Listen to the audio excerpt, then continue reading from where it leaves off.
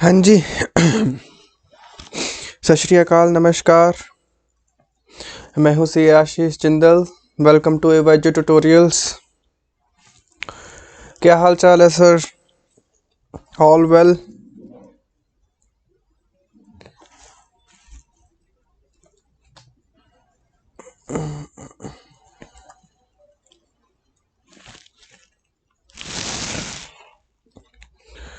हाँ जी।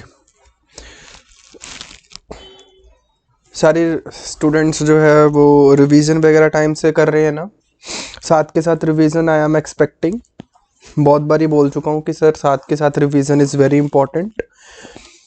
अगर हम साथ के साथ रिवीजन नहीं करते हैं तो उसका जो इम्पैक्ट है वो हमारे जब हम अपने एग्ज़ाम से थोड़ी देर पहले वाली रिवीजन होती है वहाँ पे हमें देखने को बहुत ज़्यादा मिलता है। तो आई वुड रेकमेंड कि साथ के साथ रिवाइज़ करो, अपने नोट्स बनाओ, साथ के साथ अपने जो चार्ट्स हैं उनको रिवाइज़ करते जाओ डेली की डेली। अभी को जो हमारी जो इनिशियल क्लासेस हैं, अभी 3-4 क्लासेस मैं और बोलूँगा, ये सारी बेस क्लासेस हैं, ठीक है, जिसमें हम थोड़ा थोड़ा कंटेंट पढ़ रहे हैं, स्टैंडर्ड थोड़े थोड़े धीरे धीरे एक एक कवर कर रहे हैं। बट इन क्लासेस में क्या होता है, इनिशियल क्लासेस में हमें जो ऑडिट की बेसिक टर्म्स हैं उनके बारे में सीखने को बहुत चीज़ें मिलती हैं, ठीक है, जिनको अभी हमने आगे जाके और अप्लाई करना है। ठीक है जी। तो ये जो स्टैंडर्ड्स हैं, ऐसे नंबर 200 हो गया, ऐसे नंबर 210 हो गया, या इसके बाद अभी हम एक दो स्टैंडर्ड करेंगे जो कि बेसिक स्टैंडर्ड्स हैं। ये सारे स्टैंडर्ड्स क्या है, इनमें बहुत सारे टर्म्स हम सीखते हैं जो कि आगे हमें अप्लाई करने होते हैं। ठीक है जी। तो you have to be very careful for the revision. I'm giving you warning again and again कि आपको प्लीज़ ऐसे स्टूडेंट्स जो कि कई सीनियर्स होंगे आपके, या फिर कोई टीचर्स होंगे जो कि मार्केट में होंगे, जो बोलते होंगे कि भाई रिवीजन करने की ज़्यादा ज़रूरत नहीं है, आप क्लासेस देखो, क्लासेस देख के आपका जो है काम ख़त्म हो जाएगा। ठीक है, ऐसे वाले टीचरों से दूर रहो। ठीक है, ये एक्चुअल में कुछ भी सच नहीं होता, वो सिर्फ मार्केटिंग करने के तरीके हैं, वो सिर्फ बिजनेस बढ़ाने के तरीके हैं और कुछ नहीं है। ठीक है जी। अगर आपने पास होना है तो आप ही की मेहनत लगेगी, ठीक है, क्योंकि पेपर किसने लिख के आना है, आपने लिख के आना है ना। पेपर कोई और थोड़ी लिख के आ जाएगा। बताओ, अभी ये जो चलते रहते हैं जी, मुझे ये तो सबसे पहले तो मुझे ये बताओ कि भाई आप लोग ने जो खुद सेल्फ स्टडी करके हासिल कर लिया होगा, और जो एक पर्सन सिर्फ रिविजनरी क्लासेस देखे जा रहा है, बार बार बार बार बार बार बार बार क्या करते हैं, यूट्यूब उठाते हैं, सिर्फ रिविजनरी क्लासेस देखते हैं। सिर्फ रिविजनरी क्लासेस देखने से कोई बेनिफिट नहीं होने वाला। मेरे पास बहुत सारी एग्जांपल्स हैं जिसमें स्टूडेंट्स जो थे वो सिर्फ और सिर्फ रिविजनरी क्लासेस देखते थे और उन्होंने अपने जो एग्जामिनेशन है बिल्कुल भी क्लियर नहीं कर पाए वो। ठीक है, तो सेल्फ स्टडी इज मैंडेटरी। आप लगा के चल लो कि सर ये चीज़ मैंडेटरी है, ये तो करनी पड़ेगी। बाकी सारे चीज़ें दे आर प्लस पॉइंट्स। अगर आप क्लासेस देखते हो और साथ साथ रिवाइज करते हो, वो तो आपको करना ही है। अगर आप रिविजनरी कुछ देख रहे हो तो that is a plus point. अगर आप कुछ चार्ट्स वगैरह में से आप रिवीजन कर रहे हो, वो प्लस पॉइंट्स हैं। ठीक है, वो सारे प्लस पॉइंट्स हैं जो कि आपके मार्क्स में एडिशंस करते हैं। ठीक है, अगर आपको मिनिमम अपने पासिंग मार्क्स, हमें 40 तो वैसे पासिंग मार्क्स चाहिए, और अगर हमने अपना एग्रीगेट बनाना है तो हमें 50 चाहिए। तो 50 के लिए आप लगा लो, it is very much compulsory for you to revise, to self study. ये कंपल्सरी है। ठीक है, इसके बिना आप सक्सेस नहीं कर सकते। Answer is yes. ठीक है, ये बात आप अभी समझ लो तो ठीक रहेगा। अदरवाइज आपको 1 2 3 जितने भी अटेम्प्ट लगेंगे, फिर जाके भी तो आपको ये करना ही पड़ेगा। अगर आप बोलोगे ना कि हाँ नहीं, हम नहीं मानते, हम नहीं करेंगे रिवीजन वगैरह, हम सेल्फ स्टडी नहीं करेंगे साथ के साथ, तो सेल्फ स्टडी तो करनी पड़ेगी। देखो, सीधे तरीके से कर लो, नहीं तो ऐसे ही अपने तरीके से करवा लेता है फिर। ठीक है, फिर हमें लगता है कि भाई गलत हो गया हमारे साथ, ऐसा नहीं होना चाहिए था, हमने तो इतनी रिविजनरी क्लासेस। बच्चा पता क्या बोलता है, अच्छा बच्चे को भी क्या लगता है, क्योंकि उनको भी गलत जो प्रोवाइड किया गया है वो गलत डायरेक्शंस प्रोवाइड करी जाती हैं। अच्छा, और उनके अकॉर्डिंगली तो वो मेहनत कर रहे हैं ना। अब 2-2 ढाई घंटे की क्लास देखना इज़ नॉट ईजी ना फॉर एनी पर्सन। पहले हम रेगुलर क्लासेस देखते हैं, फिर हम रिविजनरी क्लासेस देखते हैं। ये इजी था, टास्क थोड़ी होता है कॉन्टिन्यूसली 2-2 ढाई घंटे की क्लासेस देखना, फिर 2-2 ढाई घंटे की रिविजन्स देखना। बट उनको डायरेक्शंस गलत है कि सेल्फ स्टडी नहीं करनी है आप, क्योंकि बिजनेस बढ़ा रहे हैं ना लोग। तो उनको बेनिफिट हो रहा है, उनकी पॉकेट्स भर रही हैं, ठीक है, ये चीज़ें करके। बट हमारा तो लॉस हो रहा है ना स्टूडेंट लेवल पे, हमने इतना टाइम भी स्पेंड कर दिया, हमें डायरेक्शंस गलत मिली थी तो हमने सेल्फ स्टडी नहीं करी। अब सेल्फ स्टडी नहीं करी है तो उसके कारण मैं बता रहा हूँ कि सेल्फ स्टडी नहीं करने का नतीजा क्या है, फेलर होना ही है, पक्की बात है। तो वहां पे जाके स्टूडेंट क्या हो जाता है, फेल हो जाता है। तो अब मुझे ये बताओ ना, फिर ये सारा इतना टाइम स्पेंड किया हमने क्लासेस भी देखी, हमने रिविजनरी क्लासेस भी देखी, तो फिर भी जाके फेलर देखना है, तो इससे अच्छा है कि जो आप टाइम स्पेंड कर रहे हो उसको क्वालिटेटिव टाइम लेके आओ, ज़्यादा से ज़्यादा सेल्फ स्टडी के ऊपर ध्यान दो, रेदर देन कि हमने यहाँ पे देख लिया वहाँ पे देख लिया। नहीं, ये कुछ करने की ज़रूरत नहीं है। एक अपना सबसे पहले तो मैं ये बोलूँगा कि अपनी एक बुक को फॉलो किया करो। कभी भी किसी भी सब्जेक्ट की बात करूँ मैं तो सिर्फ एक बुक फॉलो करो। बच्चों के मन में क्या लगा रहता है, मेरे फ्रेंड ये वाला बुक फॉलो कर रहा है, मेरा फ्रेंड वो वाला बुक फॉलो कर रहा है। देखो, हर एक टीचर का बुक जो होता है अपने आप में स्पेशलाइज्ड है, ठीक है। हमारे पास अगर आप स्टडी मटेरियल फॉलो करें, आई वुड रेकमेंड कि आप ऐसे मटेरियल्स जो फॉलो करो जिसमें स्टडी मटेरियल एटलीस्ट पूरा हो, ठीक है। स्टडी मटेरियल ही फॉलो करो। हम तो आपको क्लासेस में अभी स्टडी मटेरियल ही करवा रहे हैं ना, तो मैं तो यही रेकमेंड करूंगा क्योंकि आईसीआई का मटेरियल फॉलो करो, ठीक है। नहीं तो कोई ऐसी बुक फॉलो करो। अगर तो मेरी बुक हमारे लेक्चर्स कंप्लीट होते टाइम अगर मेरी बुक बन गई तो आई वुड रेकमेंड कि आप उसमें से फॉलो करो, क्योंकि आपको स्टडी मटेरियल के वाइज सारी एग्जाम्पल वाइज मिलेगी। जो मैं बुक बना रहा हूँ उसमें मैं पूरा ये कोशिश कर रहा हूँ कि जो स्टूडेंट फ्रेंडली हो बुक। ऐसा नहीं हो कि बच्चे बुक पढ़ रहे हैं तो उनको कुछ समझ में नहीं आ रहा, उनको ऐसा लग रहा है कि भाई हम तो सिर्फ और सिर्फ वही चीज़ पढ़ रहे हैं जो as it is study material में दे रखी है, ठीक है। उनको शॉर्ट करके, अब टीचर्स का काम क्या है, वो बुक्स बना देते हैं, स्टडी मटेरियल को उठाते हैं, उसको छोटा कर देते हैं, स्टडी मटेरियल को छोटा करके अपनी बुक्स में फ़ॉन्ट साइज कम कर देते हैं। फ़ॉन्ट साइज कम कर दिया और उसके आधे पैसेज कट कर दिए, उसको अपनी बुक में डाल दिया और बोलते हैं कि भाई हमारी बुक अच्छी है। नहीं, तो हम बुक ऐसी होनी चाहिए जो कि सामने वाले को ऐसा लगे कि भाई हम पढ़ रहे हैं, कुछ समझ तो आए, एग्जाम्पल्स तो दी हों उसमें, रियल लाइफ एग्जाम्पल्स, मैं खुद से लिख रहा हूँ। तो इसलिए मैं बोल रहा हूँ कि आप किसी भी ऑथर की बुक उठा लो, स्टडी मटेरियल ही मिलेगा उसमें, but stick to one book. ये नहीं होना चाहिए अभी हम इस बुक पे है, फिर हमने हमारे फ्रेंड ने रेकमेंड किया कि भाई ये बुक तो अच्छी नहीं है, तो ये वाली मैं इसमें से पढ़ रहा हूँ, तो ये वाली, तो हम क्या करते हैं, भाग के वो वाली बुक भी खरीद लाते हैं मार्केट से। तो ना तो वो पहली वाली बुक कंप्लीट कर पाए हम, ना दूसरी वाली कर पाएंगे, तो बीच में लटक के रह जाते हैं। तो ये चीज़ नहीं करनी है, ठीक है। चलो अभी हम अपनी क्लास को स्टार्ट करते हैं। अच्छा, कल की क्लास में क्या किया था हमने सर? कल की क्लास में हमने ऐसे नंबर 210 जो था वो स्टार्ट किया था। 210 करते करते मैंने, अच्छा सबसे पहले तो मैं आपको ये रिवाइज करवा दूं कि सर हमने कल की क्लास में किया क्या था। आज हम उसके बाद कंटिन्यू करेंगे। बहुत इंटरेस्टिंग टॉपिक किया था सर हमने ऐसे नंबर 210 में। क्या नाम क्या था इसका sir? Agreeing the terms of audit engagement. सबसे पहले तो मुझे ये बताओ सर कि ये ऑडिट एंगेजमेंट क्या होता है? ऑडिट एंगेजमेंट मतलब कि अगर हम कोई पर्टिकुलर ऑडिट असाइनमेंट कर रहे हैं तो उसको क्या बोला जाता है? Audit engagement. और अगर मैंने बोला था कि सर जैसे आप सेल्स वगैरह के जो अपने कॉन्ट्रैक्ट एक्ट में पढ़ते थे कि सर ऐसे एग्रीमेंट होते हैं कि सर अगर बायर ने कुछ सेलर से खरीदना है तो सेलर क्या करता है, अगर ऑफर करता है तो बायर एक्सेप्ट कर लेता है उसको, फिर उन दोनों के बीच में एक अग्रीमेंट हो जाता है, ठीक है। तो ये जो एग्रीमेंट्स वगैरह होते हैं, तो ये सेम कॉन्सेप्ट क्या ऑडिटर के ऊपर भी एप्लीकेबल है? Answer is yes. तो ऑडिटर भी तो अपनी सर्विसेज देने के लिए अपना कॉन्ट्रैक्ट करते हैं ना। तो सामने से कंपनी हमें ऑफर करती है तो हम क्या करते हैं, उसको एक्सेप्ट करते हैं। तो कंपनी ने हमें ऑफर किया कि will you provide your services to our company, like audit services आप हमें प्रोवाइड करेंगे। तो ये क्या कर रही है कंपनी एक हमें ऑफर दे रही है। मैं कंपनी की एग्जांपल क्यों लिख रहा हूँ यहाँ पे? कंपनी की जगह एंटिटी भी आप बोल सकते हो एक्चुअल में, क्योंकि इंडिया में मैंडेटरी कंपनीज के लिए तो बार बार कंपनीज मुंह से निकल जाता है, बट आप सब लोगों को पता ही है कि सर हम किसी भी एंटिटी का ऑडिट कर सकते हैं, ठीक है। तो हमें किसी कंपनी ने सपोजिंगली ऑफर दिया, तो ऑफर के बदले हम क्या कर देते हैं उसको, अगर हमें ये ऑफर पसंद आती है तो हम इसको क्या कर देते हैं सर, एक्सेप्ट कर देते हैं। एक्सेप्ट कर देते तो हमारे बीच में क्या हो जाता है सर, एक एग्रीमेंट हो जाता है। तो अग्रीमेंट होता है तो सर उसमें ऑब्वियसली टर्म्स वगैरह भी तो लिखी होंगी ना, तो इन्हीं के ऊपर हमारा एक ऐसे नंबर 210 बना हुआ है।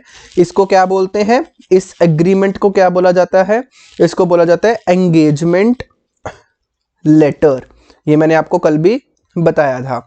चलो जी, अच्छा मुझे अब एक बात बताओ कि सर हमने कल की क्लास में एक बहुत ही सिंपल सी चीज सीखी थी जिसको हमने बहुत ज्यादा टाइम लगा दिया था।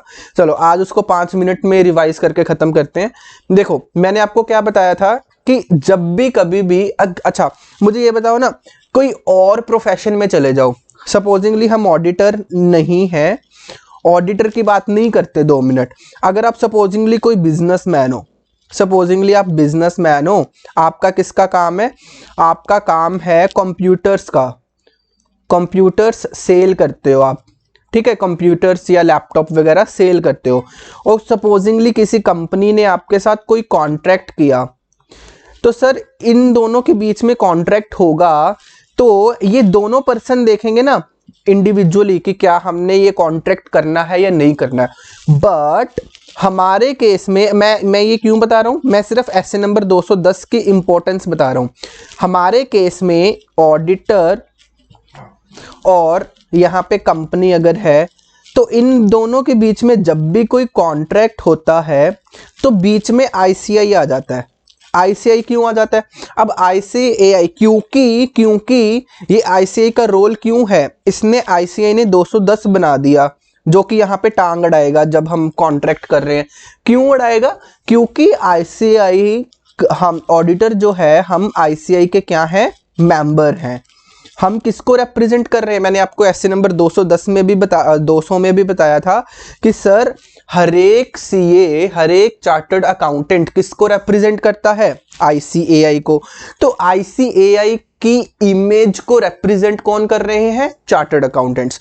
तो हमें आईसीएआई की हर एक बात को मानना पड़ेगा, आंसर इज यस। तो आईसीआई ने बोल दिया ऑडिटर, ओ ऑडिटर, हाँ जी, तो ऑडिटर अगर आपको किसी कंपनी के साथ कॉन्ट्रैक्ट करना है कि आपने उसको ऑडिट सर्विसेज प्रोवाइड करनी है, ठीक है आप कर लीजिए, बट हमारी कुछ बातें मान के चलिए।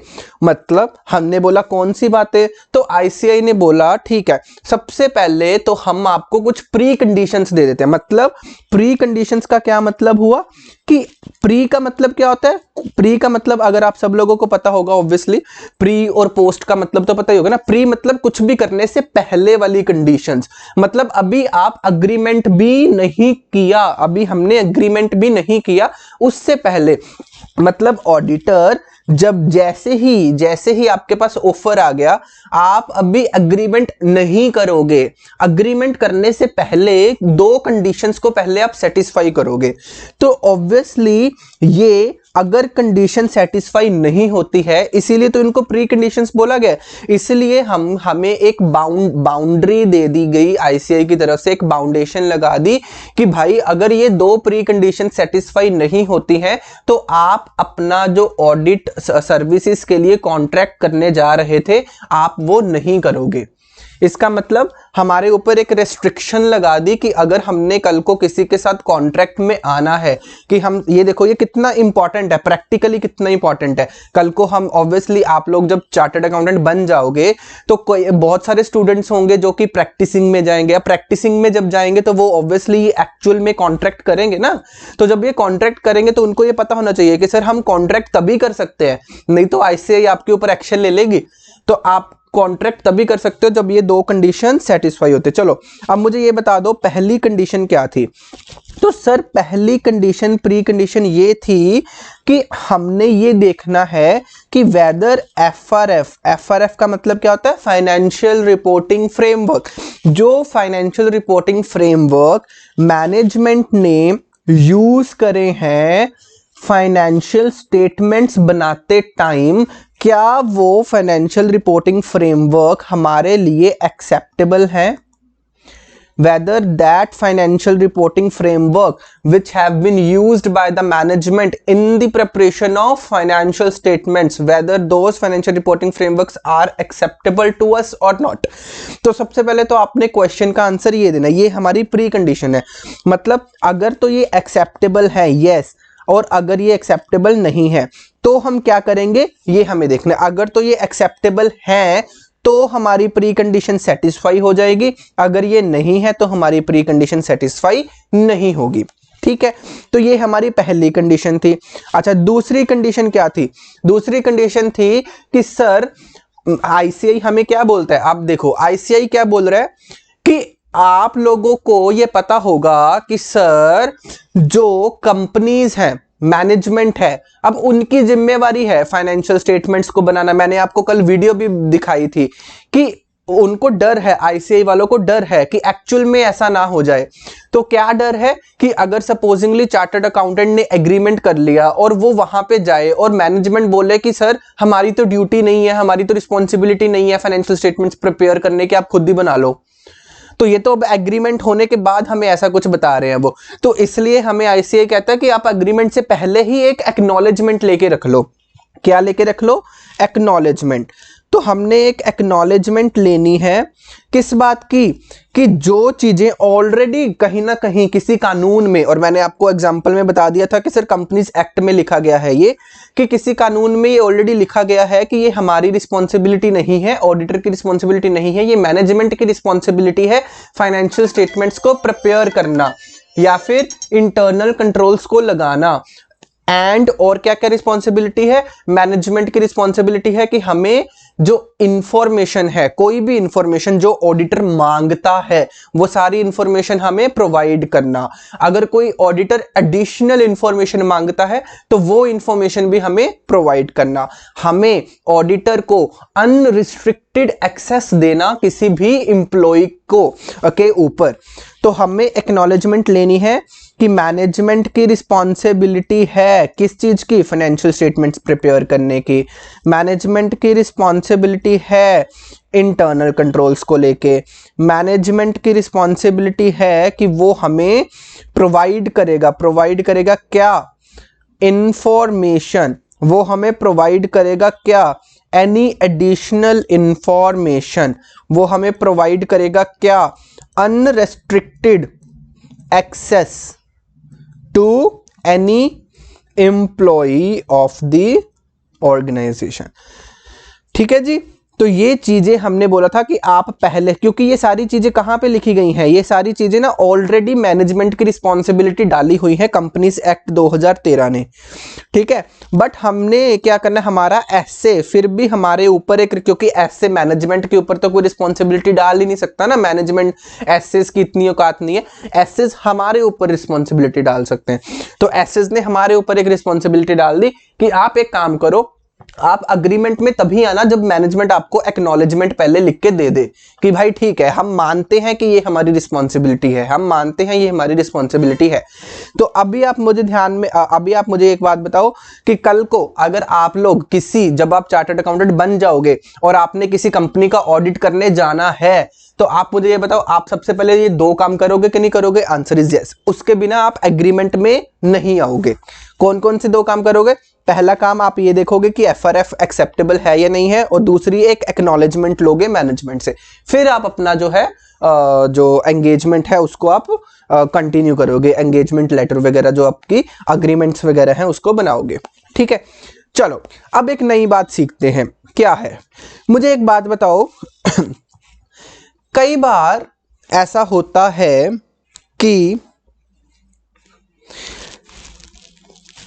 जो हमारा कानून है, लॉ या रेगुलेशन, हमारा जो कानून है, कई बार ऐसा एफआरएफ फाइनेंशियल रिपोर्टिंग फ्रेमवर्क, ऐसे फाइनेंशियल रिपोर्टिंग फ्रेमवर्क जो है उनको लागू कर देता है, उनको हमारे यहाँ पे जो एप्लीकेबल कर देता है, जिसमें कुछ ना कुछ कई बार प्रॉब्लम होती है।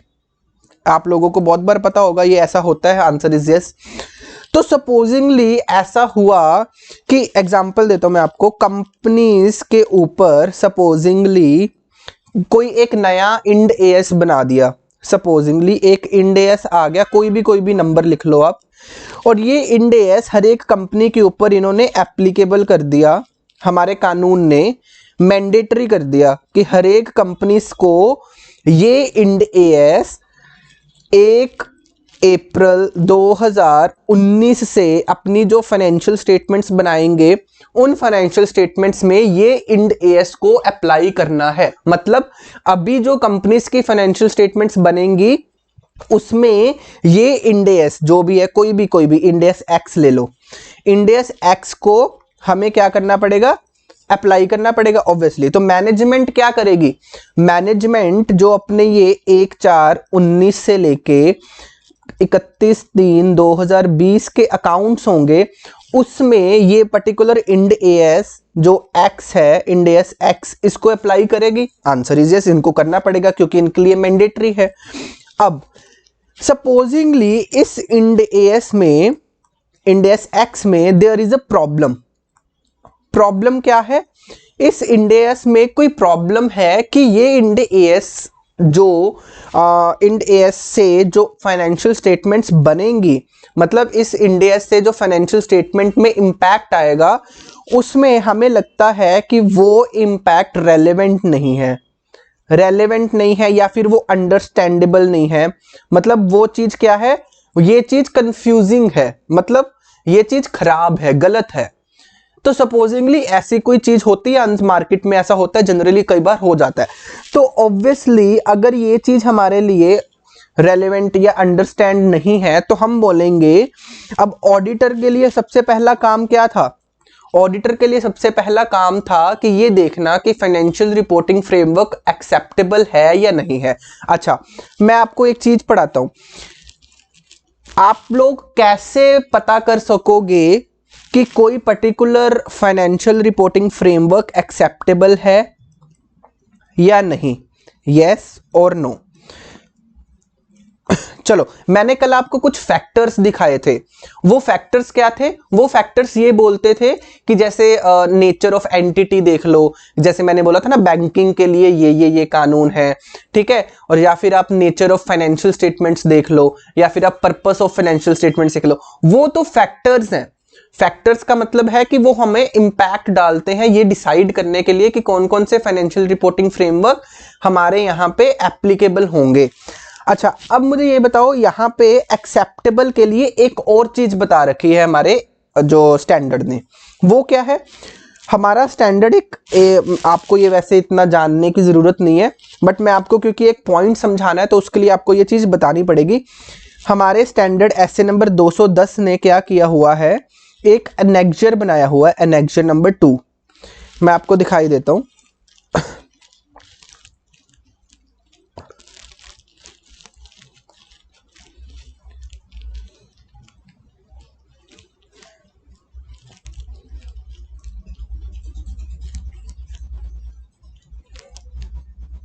एनेक्जर नहीं, सॉरी, अपेंडिक्स।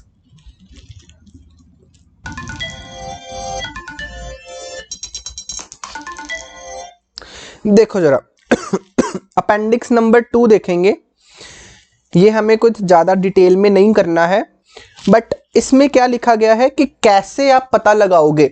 अब देखो, हमने वो फैक्टर्स देख के ये तो जान लिया, देखो दो चीजें इन्होंने बता रखी है हमारे स्टैंडर्ड ने, एक तो फैक्टर्स, अब वो फैक्टर्स वगैरह जो हमने कल क्लास में पढ़े थे, तो फैक्टर्स देख के हमें मोटा मोटा पता लग गया कि हाँ जी भाई ये वाले फाइनेंशियल रिपोर्टिंग फ्रेमवर्क हमारे लिए एप्लीकेबल है। जैसे मैंने बताया था ना, नेचर ऑफ एंटिटी आ गया। अब नेचर ऑफ एंटिटी आ गया तो सपोजिंगली हमें पता लग गया अगर हमारी बैंकिंग इंडस्ट्री है तो उसके लिए आरबीआई की गाइडलाइंस इंपॉर्टेंट है, बट उसके अंदर भी तो हमें कुछ देखना पड़ेगा ना, उसके लिए हमें ये चीजें देखनी पड़ेगी।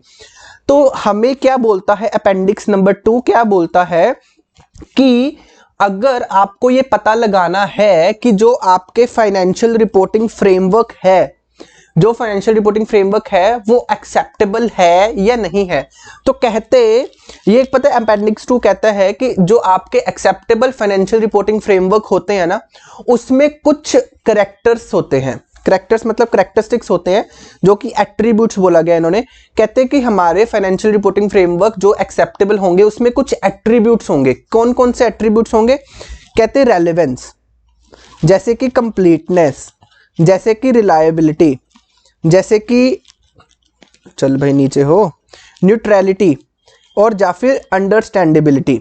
ये क्या कहना चाहते हैं? ये कहना चाहते हैं कि हमारे फाइनेंशियल रिपोर्टिंग फ्रेमवर्क जो जो एक्सेप्टेबल है उसमें जो हमारी ऑब्वियसली हम फाइनेंशियल रिपोर्टिंग फ्रेमवर्क को अप्लाई करेंगे तो हमारी फाइनेंशियल स्टेटमेंट्स बनेंगी। अब फाइनेंशियल स्टेटमेंट्स बनेंगी, उसमें जो इंफॉर्मेशन आएगी वो रेलेवेंट होगी। जो हमारे, आप समझने की कोशिश करो, जो हमारे फाइनेंशियल रिपोर्टिंग फ्रेमवर्क एक्सेप्टेबल होंगे उसमें ये फॉलोइंग कैरेक्टरिस्टिक्स होंगे, ये फॉलोइंग एट्रीब्यूट्स होंगे। वो क्या है? रेलेवेंस। मतलब उन फाइनेंशियल रिपोर्टिंग फ्रेमवर्क को अप्लाई करके जो आप फाइनेंशियल स्टेटमेंट्स बना रहे होंगे वो रेलेवेंट होगी।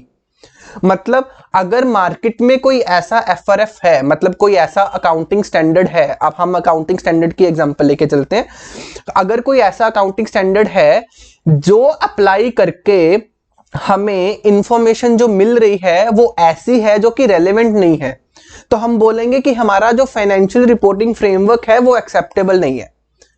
बेसिकली ये हमें क्या बता रहे हैं कि जब हम फाइनेंशियल रिपोर्टिंग फ्रेमवर्क अप्लाई करके हमें रेलेवेंट इंफॉर्मेशन मिलेगी, हमें कंप्लीट इंफॉर्मेशन मिलेगी, हमें रिलायबल इंफॉर्मेशन मिलेगी, हमें न्यूट्रल इंफॉर्मेशन मिलेगी, हमें अंडरस्टैंडेबल इंफॉर्मेशन मिलेगी। अंडरस्टैंडेबल का मतलब क्या हुआ? क्लियर, कॉम्प्रिहेंसिव, ठीक है, क्लियर इंफॉर्मेशन मिलेगी, वो वाले financial reporting framework would be acceptable.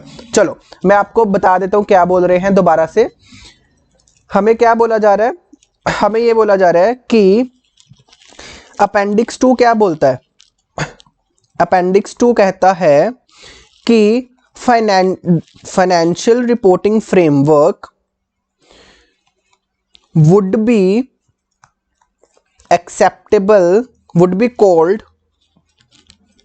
acceptable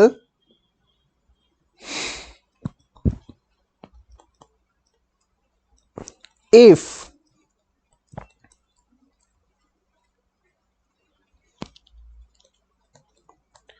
it would provide, या फिर आप ऐसा लिखो,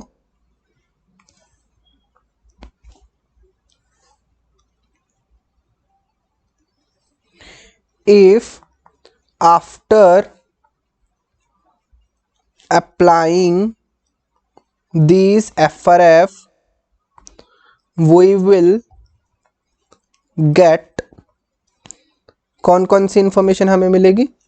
relevant information, reliable information, complete information,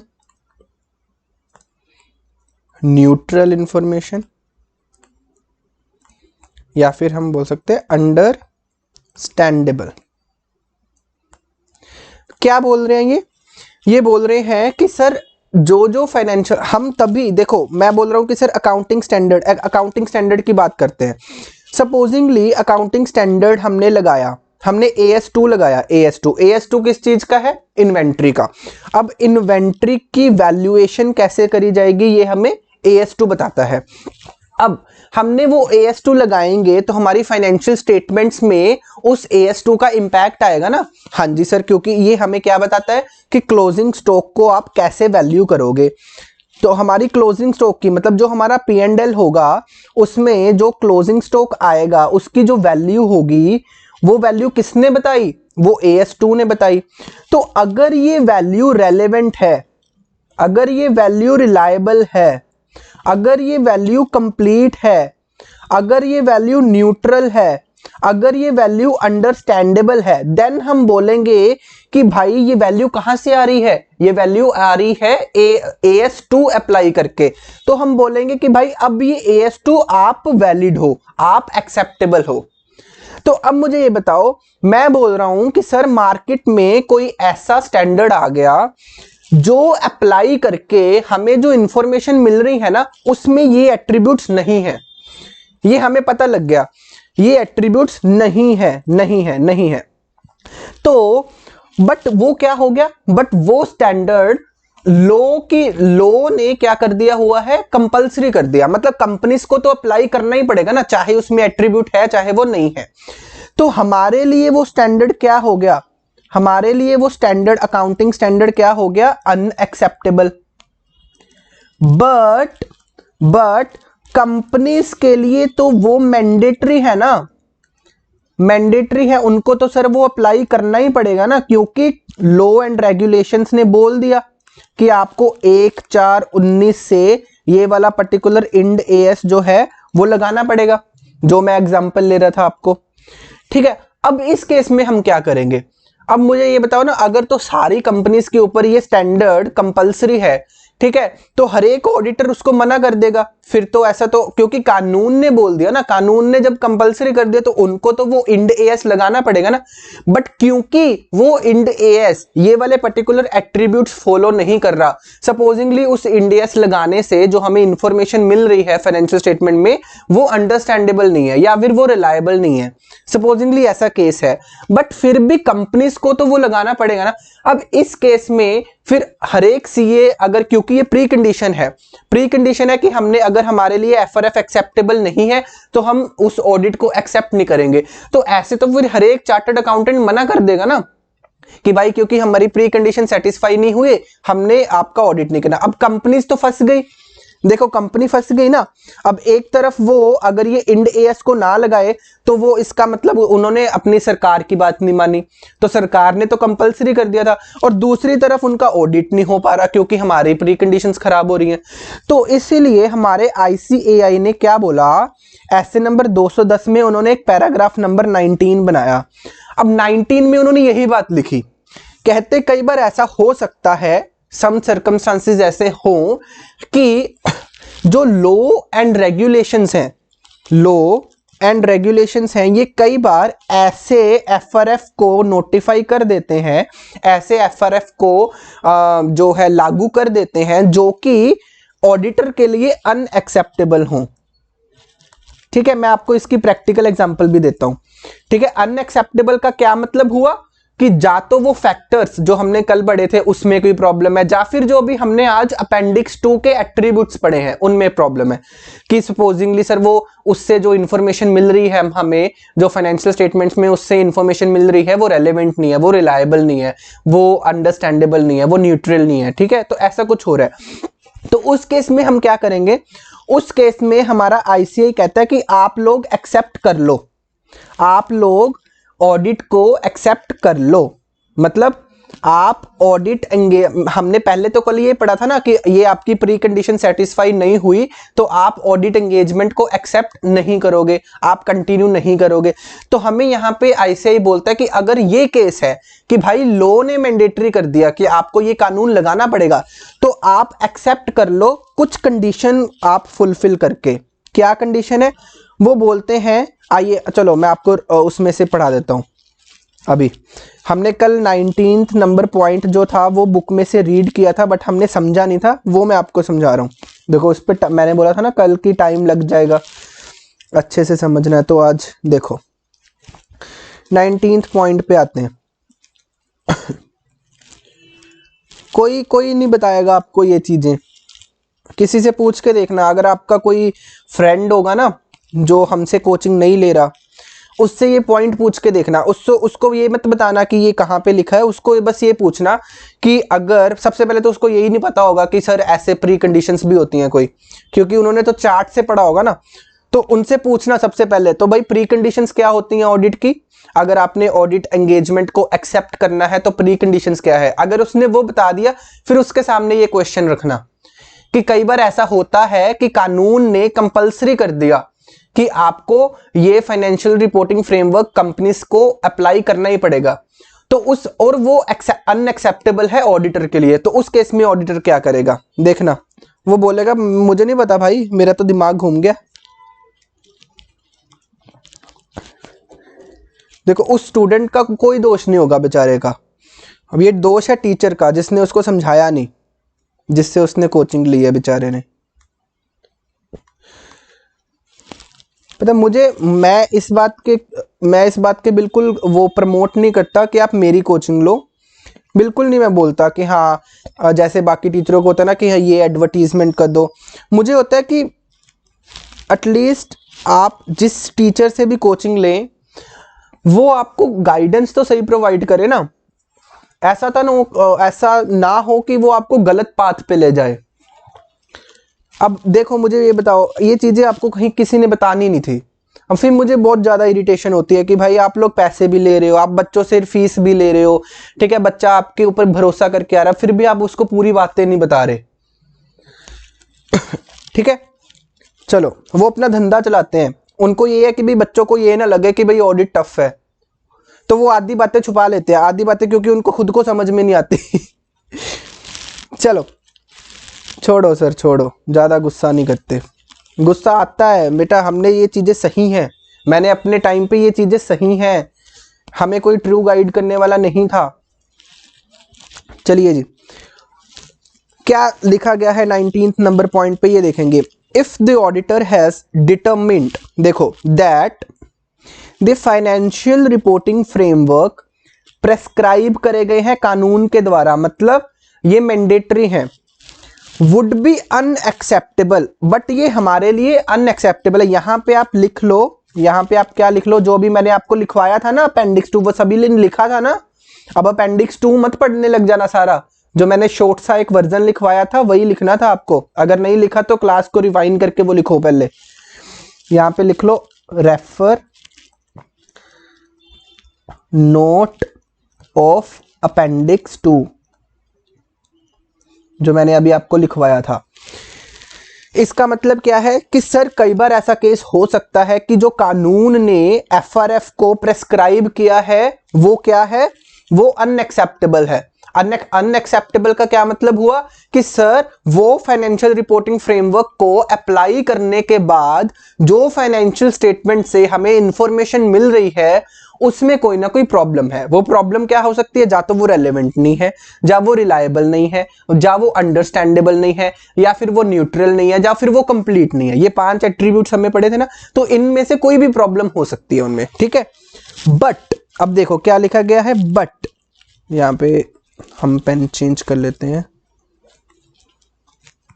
but for the fact that it is prescribed by law और द रेगुलेशन, कहते कि क्योंकि कानून ने ये कंपल्सरी कर दिया है कि आपको वो कंपनीज को वो फाइनेंशियल रिपोर्टिंग फ्रेमवर्क अप्लाई करना ही पड़ेगा, इसलिए आप क्या करोगे, ऑडिटर शैल, हमें शैल बोल दिया कि आप एक्सेप्ट कर लेना, you shall accept the audit, आप ऑडिट एंगेजमेंट एक्सेप्ट कर लेना।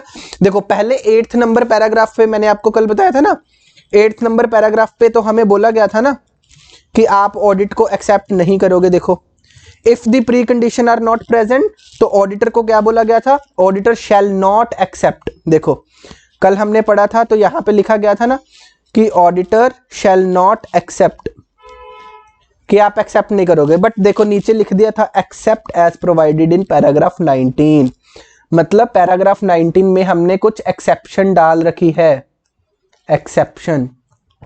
कल मैंने ये आपको लाइन पढ़ाई नहीं थी, किसी ने बोला भी नहीं कि सर आपने एक लाइन खा गए, मैं खाता कुछ नहीं, वो बात अलग है, थोड़े टाइम बाद पढ़ा देता हूं आपको। तो ये एक्सेप्शन है कि ऐसा हो सकता है कि कुछ केस में हम ऑडिट एंगेजमेंट को एक्सेप्ट कर लें, तो वही केस हम पढ़ रहे हैं 19th नंबर पैराग्राफ में कि सर अगर ऐसा कुछ है, क्योंकि कानून ने सर प्रेस्क्राइब ही कर दिया, अब बताओ इस केस में मैं क्या करूं, ठीक है। तो इसका मतलब अब अच्छा मुझे ये बताओ, फिर आप बोलोगे कि सर हर एक केस में ऐसा ही होगा ना कि आपको ऐसा लगेगा कि सर ये अनएक्सेप्टेबल है बट कानून ने प्रेस्क्राइब किया, नहीं ऐसा नहीं हो सकता। मैंने आपको कल ही बताया था ना कि सर कानून ने तो बोल दिया था कि इंड एएस लगने हैं कंपनीज के ऊपर, और कंपनीज ने अपनी जो फाइनेंशियल स्टेटमेंट है वो कैसे बना रखी है, एएस लगा के। अब बताओ क्या वहां पे पैराग्राफ 19 एप्लीकेबल होगा, आंसर इज नो, क्योंकि कानून ने तो बोला भाई इंड एएस लगाओ और लगने भी इंड एएस चाहिए। आपने कौन से लगा लिए, आपने तो एएस लगा दिए, तो हम बोलेंगे आपका financial reporting framework is not acceptable. या फिर अगर मैं बोलूं कि सर कानून ने तो बोला था आरबीआई की गाइडलाइंस को अप्लाई करने के लिए और आपने आरबीआई की गाइडलाइंस अप्लाई नहीं करी, तो इसका मतलब आपके financial reporting framework is not acceptable. ठीक है, तो ये चीजें होंगी तो हम बोलेंगे, क्योंकि उसके लिए paragraph 19 is not applicable. Paragraph 19 तब एप्लीकेबल होगा जब हमारा कोई फाइनेंशियल रिपोर्टिंग फ्रेमवर्क ऐसा हमने कानून ने कंपलसरी कर दिया कि आपके ऊपर ये फाइनेंशियल रिपोर्टिंग फ्रेमवर्क कंपलसरी है, आपको लगाना पड़ेगा। जैसे कि अकाउंटिंग स्टैंडर्ड, कि कोई अकाउंटिंग स्टैंडर्ड नोटिफाई कर दिया एमसीए ने, उन्होंने बोल दिया कि ये इस डेट से लग जाएगा, बट उस अकाउंटिंग स्टैंडर्ड की जो ड्राफ्टिंग है ना उसमें कोई प्रॉब्लम है, उस ड्राफ्टिंग में प्रॉब्लम है, जिसके कारण जो फाइनेंशियल स्टेटमेंट बन के आ रही हैं, क्योंकि वो एएस लगाएंगे, जो वो इंड एस लगाएंगे, तो उससे जो ड्राफ्टिंग एरर्स होने के कारण उससे जो इंफॉर्मेशन निकल के आ रही है वो अनएक्सेप्टेबल है हमें, क्योंकि उसमें कुछ प्रॉब्लम है। वो इंफॉर्मेशन जा तो, जो मैंने अभी 5 एट्रीब्यूट्स बोले, बार बार रिपीट कर रहा हूं ना ताकि आपको थोड़ा लर्न हो जाए, तो उसमें जा तो क्या प्रॉब्लम होगी, जा तो वो रेलेवेंट नहीं है, या वो रिलायबल नहीं है, या फिर वो कंप्लीट नहीं है, या फिर वो न्यूट्रल नहीं है, या फिर वो अंडरस्टैंडेबल नहीं है। तो उस केस में पैराग्राफ 19 विल बी एप्लीकेबल। तो हमें बस ये देखो 2 कंडीशन दे दी इन्होंने, ए और बी, ये 2 कंडीशंस है जिसको हमने सेटिस्फाई करना है, तो हम ऑडिट एंगेजमेंट एक्सेप्ट कर लेंगे। पहली कंडीशन क्या है कि हम मैनेजमेंट को बोलेंगे कि मैनेजमेंट आप हमें एग्री करो, मतलब हमसे एक वायदा करो, एग्रीमेंट करो कि आप अपनी फाइनेंशियल स्टेटमेंट में एक एडिशनल डिस्क्लोजर दोगे। एडिशनल डिस्क्लोजर मतलब आप एक नोट दे दोगे फाइनेंशियल स्टेटमेंट्स में कि जो फाइनेंशियल स्टेटमेंट है वो, उसमें ये प्रॉब्लम थी, ऑडिटर के लिए ये क्या था अनएक्सेप्टेबल था, बट फिर भी ऑडिटर जो है वो हमारी ऑडिट एंगेजमेंट को एक्सेप्ट कर रहा है, क्योंकि ये वाला फाइनेंशियल रिपोर्टिंग फ्रेमवर्क कानून ने हमारे ऊपर कंपलसरी कर दिया है। मतलब कंपनी इस चीज का एक नोट दे देगी। देखो क्या बोला, मैनेजमेंट अग्री करेगा अगर हमसे, तो ही हम एक्सेप्ट करेंगे, कि वो एक डिस्क्लोजर दे देगा, किस चीज का, जिससे फाइनेंशियल स्टेटमेंट मिसलीडिंग नहीं होगी। मिसलीडिंग नहीं होगी मतलब वो सारी इस चीज का नोट दे देगा कि भाई ये जो फाइनेंशियल रिपोर्टिंग फ्रेमवर्क है ये ऑडिटर के लिए अनएक्सेप्टेबल था, बट ऑडिटर को, क्योंकि ये वाला फाइनेंशियल रिपोर्टिंग फ्रेमवर्क हमारे ऊपर कानून ने कंपलसरी कर दिया, इसलिए हमने तो लगा लिया, बट ऑडिटर ने एक्सेप्ट कर लिया है। इस चीज के लिए वो क्या कर लेगा, सारा एक नोट बना देगा, ताकि जो यूजर्स होंगे जब वो पढ़ेंगे ना तो उनको वो नोट देख के समझ में आ जाए कि भाई ये अकाउंटिंग स्टैंडर्ड अनएक्सेप्टेबल था ऑडिटर के लिए, बट फिर भी उसने ऑडिट इसलिए किया है क्योंकि जो मैनेजमेंट के ऊपर जो फाइनेंशियल रिपोर्टिंग फ्रेमवर्क लगाया गया था वो कंपलसरी था। तो अब ये मिसलीडिंग नहीं होगा। मिसलीडिंग का क्या मतलब हो गया कि अगर वो मैनेजमेंट इसका नोट ना दे तो मिसलीडिंग हो जाएगा ना, क्योंकि यूजर्स को तो ये लगेगा ना कि प्री कंडीशन होती है ऑडिटर के लिए, इसका मतलब जो जो कंपनी ने फाइनेंशियल रिपोर्टिंग फ्रेमवर्क लगाए होंगे, क्योंकि ऑडिटर ऑडिट कर रहा है तो इसका मतलब ये तो बेसिक अजम्पशन होगी ना, क्योंकि ऑडिटर ऑडिट तभी कर सकता है ना जब हमारी प्री कंडीशन सेटिस्फाई होगी। तो प्री कंडीशन क्या थी कि सारे जो एफआरएफ है वो एक्सेप्टेबल है, तो इसका मतलब यूजर्स के लिए तो ये गलत फहमी बैठ जाएगी ना कि हाँ भाई इसका मतलब अगर इसका ऑडिट हुआ है तो इसका मतलब ऑडिटर ने तो अपनी प्री कंडीशन सेटिस्फाई देखी होगी ना, तो इसका मतलब मैनेजमेंट ने जो जो फाइनेंशियल रिपोर्टिंग फ्रेमवर्क लगाए होंगे वो सारे एक्सेप्टेबल होंगे। तो ये मिसलीडिंग इंफॉर्मेशन यूजर्स को ना पहुंचे तो हम इस चीज का एक नोट देंगे। ठीक है जी। अच्छा, एक तो वो मैनेजमेंट नोट देगी और एक हम क्या करेंगे, हम एक काम करेंगे, जो मैनेजमेंट ने नोट दिया है ना, वो डिस्क्लोजर दिया है, हम अपनी रिपोर्ट में उस डिस्क्लोजर को रेफर करके अपनी रिपोर्ट में बता देंगे। हम एक अपनी ऑडिट रिपोर्ट में एक सेपरेट पैराग्राफ बनाएंगे। देखो क्या करेंगे, ऑडिटर क्या करेगा, अपनी जो रिपोर्ट बनाएगा ना उसमें एक सेपरेट पैराग्राफ बनाएगा। पैराग्राफ क्या होगा, उसका नाम क्या होगा, ईओएम पैराग्राफ। देखो ईओएम पैराग्राफ है, ये ऐसे नंबर 706 के में जब हम जाएंगे तो उसमें ईओएम का मतलब सीख लेंगे क्या होता है।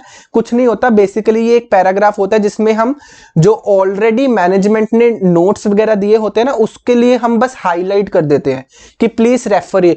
क्योंकि ना मैं आपको बताता हूँ, कई बार क्या होता है ना, जो यूजर्स होते हैं ना, सारा खेल यूजर्स का है, यूजर्स ऑफ फाइनेंशियल स्टेटमेंट्स।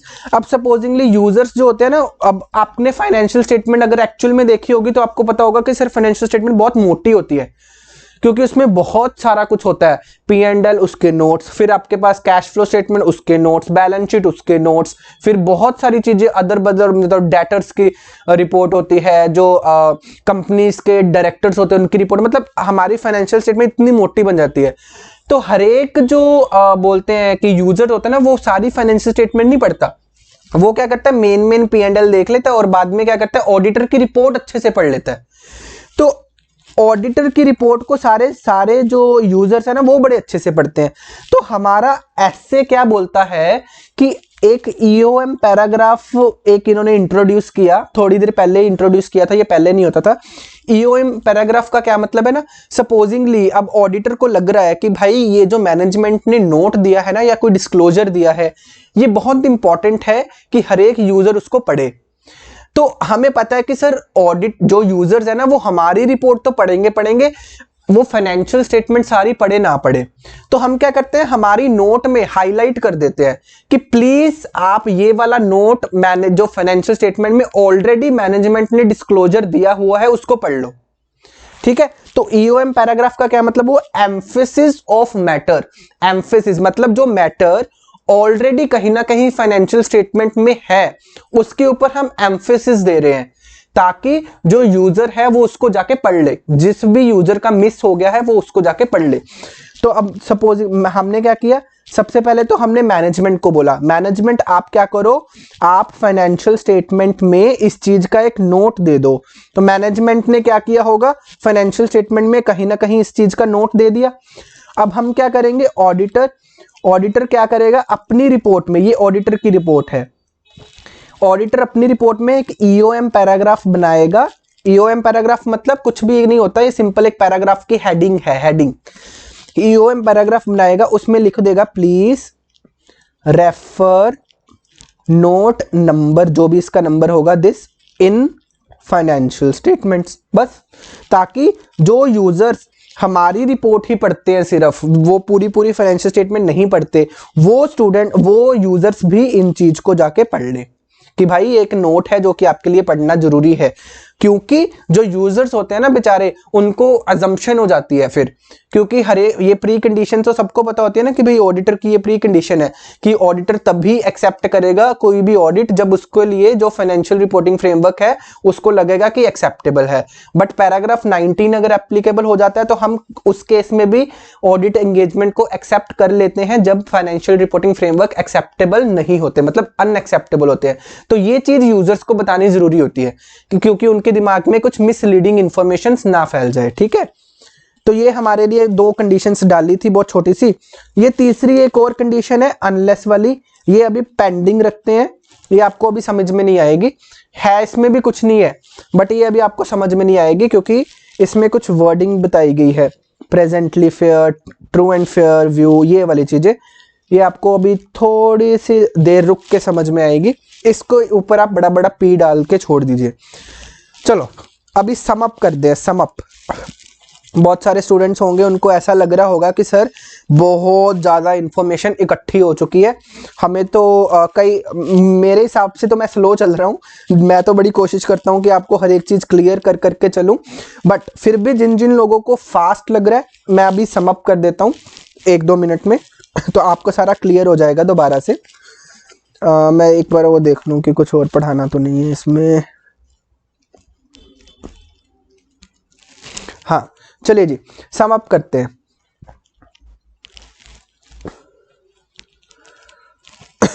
देखो मैं आपको सारा ऐसे नंबर जितना भी हमने 210 पढ़ा है अभी उतना सम अप करने की कोशिश कर रहा हूँ। देखो क्या किया है अभी मैंने आपको कल ऐसे नंबर 210 स्टार्ट करवाया था, चलो दोबारा से स्टार्ट करते हैं। क्या था इसका नाम, agreeing the terms of audit engagement. Okay, अब इसमें हमने क्या पढ़ा था, इसमें हमने एक चीज पढ़ी कि सर अभी तो इसका सिर्फ एक, अभी अब हम सिर्फ फर्स्ट ऑब्जेक्टिव के ऊपर है। इसका फर्स्ट ऑब्जेक्टिव था, इसके 2 ऑब्जेक्टिव्स थे, जिसमें फर्स्ट ऑब्जेक्टिव क्या था,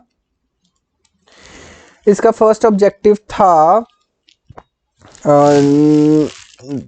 प्री कंडीशन वाला ऑब्जेक्टिव क्या था, एस्टैब्लिशिंग, हाँ एस्टैब्लिश करना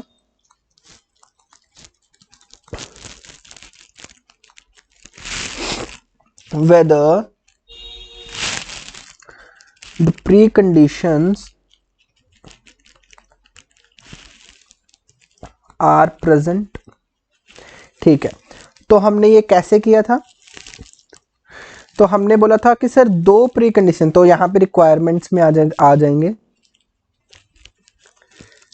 तो दो प्री कंडीशंस होती हैं। पहली प्री कंडीशन क्या थी सर? पहली प्री कंडीशन थी डिटरमिन करना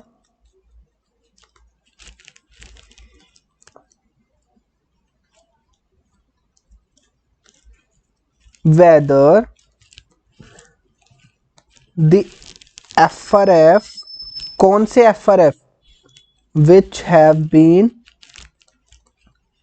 used by management in preparation of financial statements, कि जो फाइनेंशियल रिपोर्टिंग फ्रेमवर्क मैनेजमेंट ने फाइनेंशियल स्टेटमेंट्स को बनाते टाइम यूज करे हैं, वेदर दीज फाइनेंशियल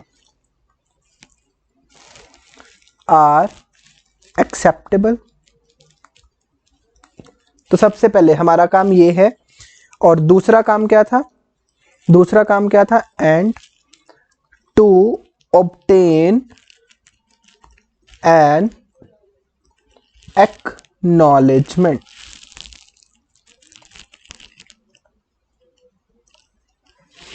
हमारे पेन को क्या हो गया?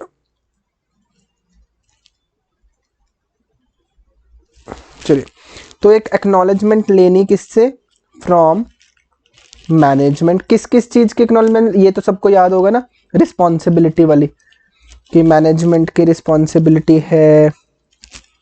तो ये आप लिख लीजिए यहाँ पे, ठीक है। चलो, ये तो हमने क्लास के स्टार्टिंग में भी रिवाइज कर लिया। अब मुझे ये बताओ, यहाँ पे अब इस पॉइंट में जब हम डिटरमिन करते हैं, तो यहाँ पे हमने दो चीजें पढ़ी थी, हाउ टू डिटरमाइन कि ये पर्टिकुलर चीज एक्सेप्टेबल है या नहीं है।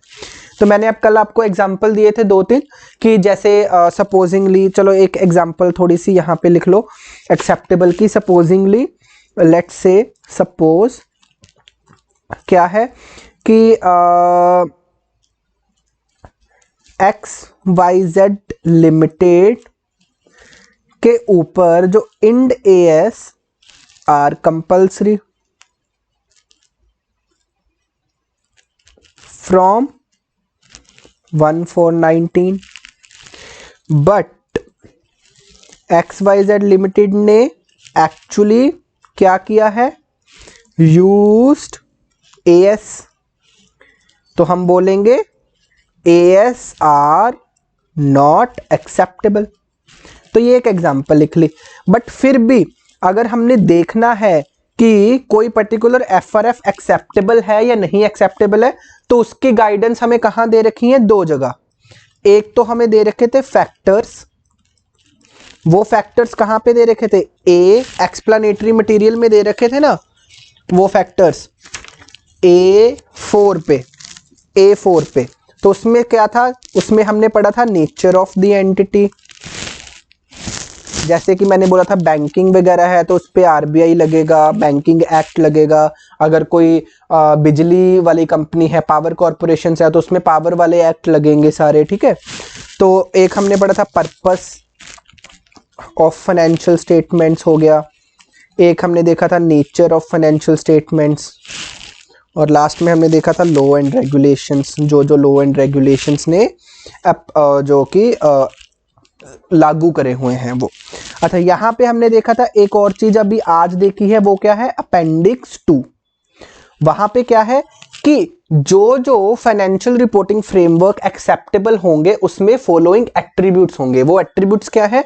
तो उसमें हमने कुछ एट्रीब्यूट्स देखे हैं कि हमारी जो इंफॉर्मेशन होगी, अगर तो वो particular financial reporting framework acceptable तभी कहलाएंगे अगर जो इंफॉर्मेशन उससे निकल के आएगी वो क्या होगी? मतलब जो इंफॉर्मेशन होगी वो क्या हो जाएगी?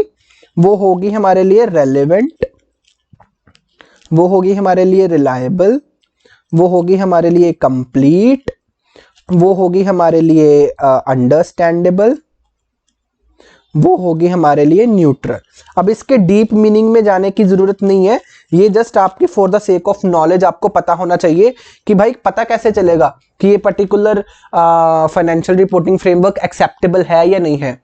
ठीक है, आपके मन में डाउट तो आता होगा ना कि भाई आपने तो लिख दिया कि ये पता कर लो कि भाई एक्सेप्टेबल है या नहीं है, बट कैसे पता करें, तो उसके लिए ये दो चीजें हमें बता रखी हैं और ये बहुत ज्यादा आपको समझ में आ रहा होगा, इसमें कुछ मुश्किल नहीं है।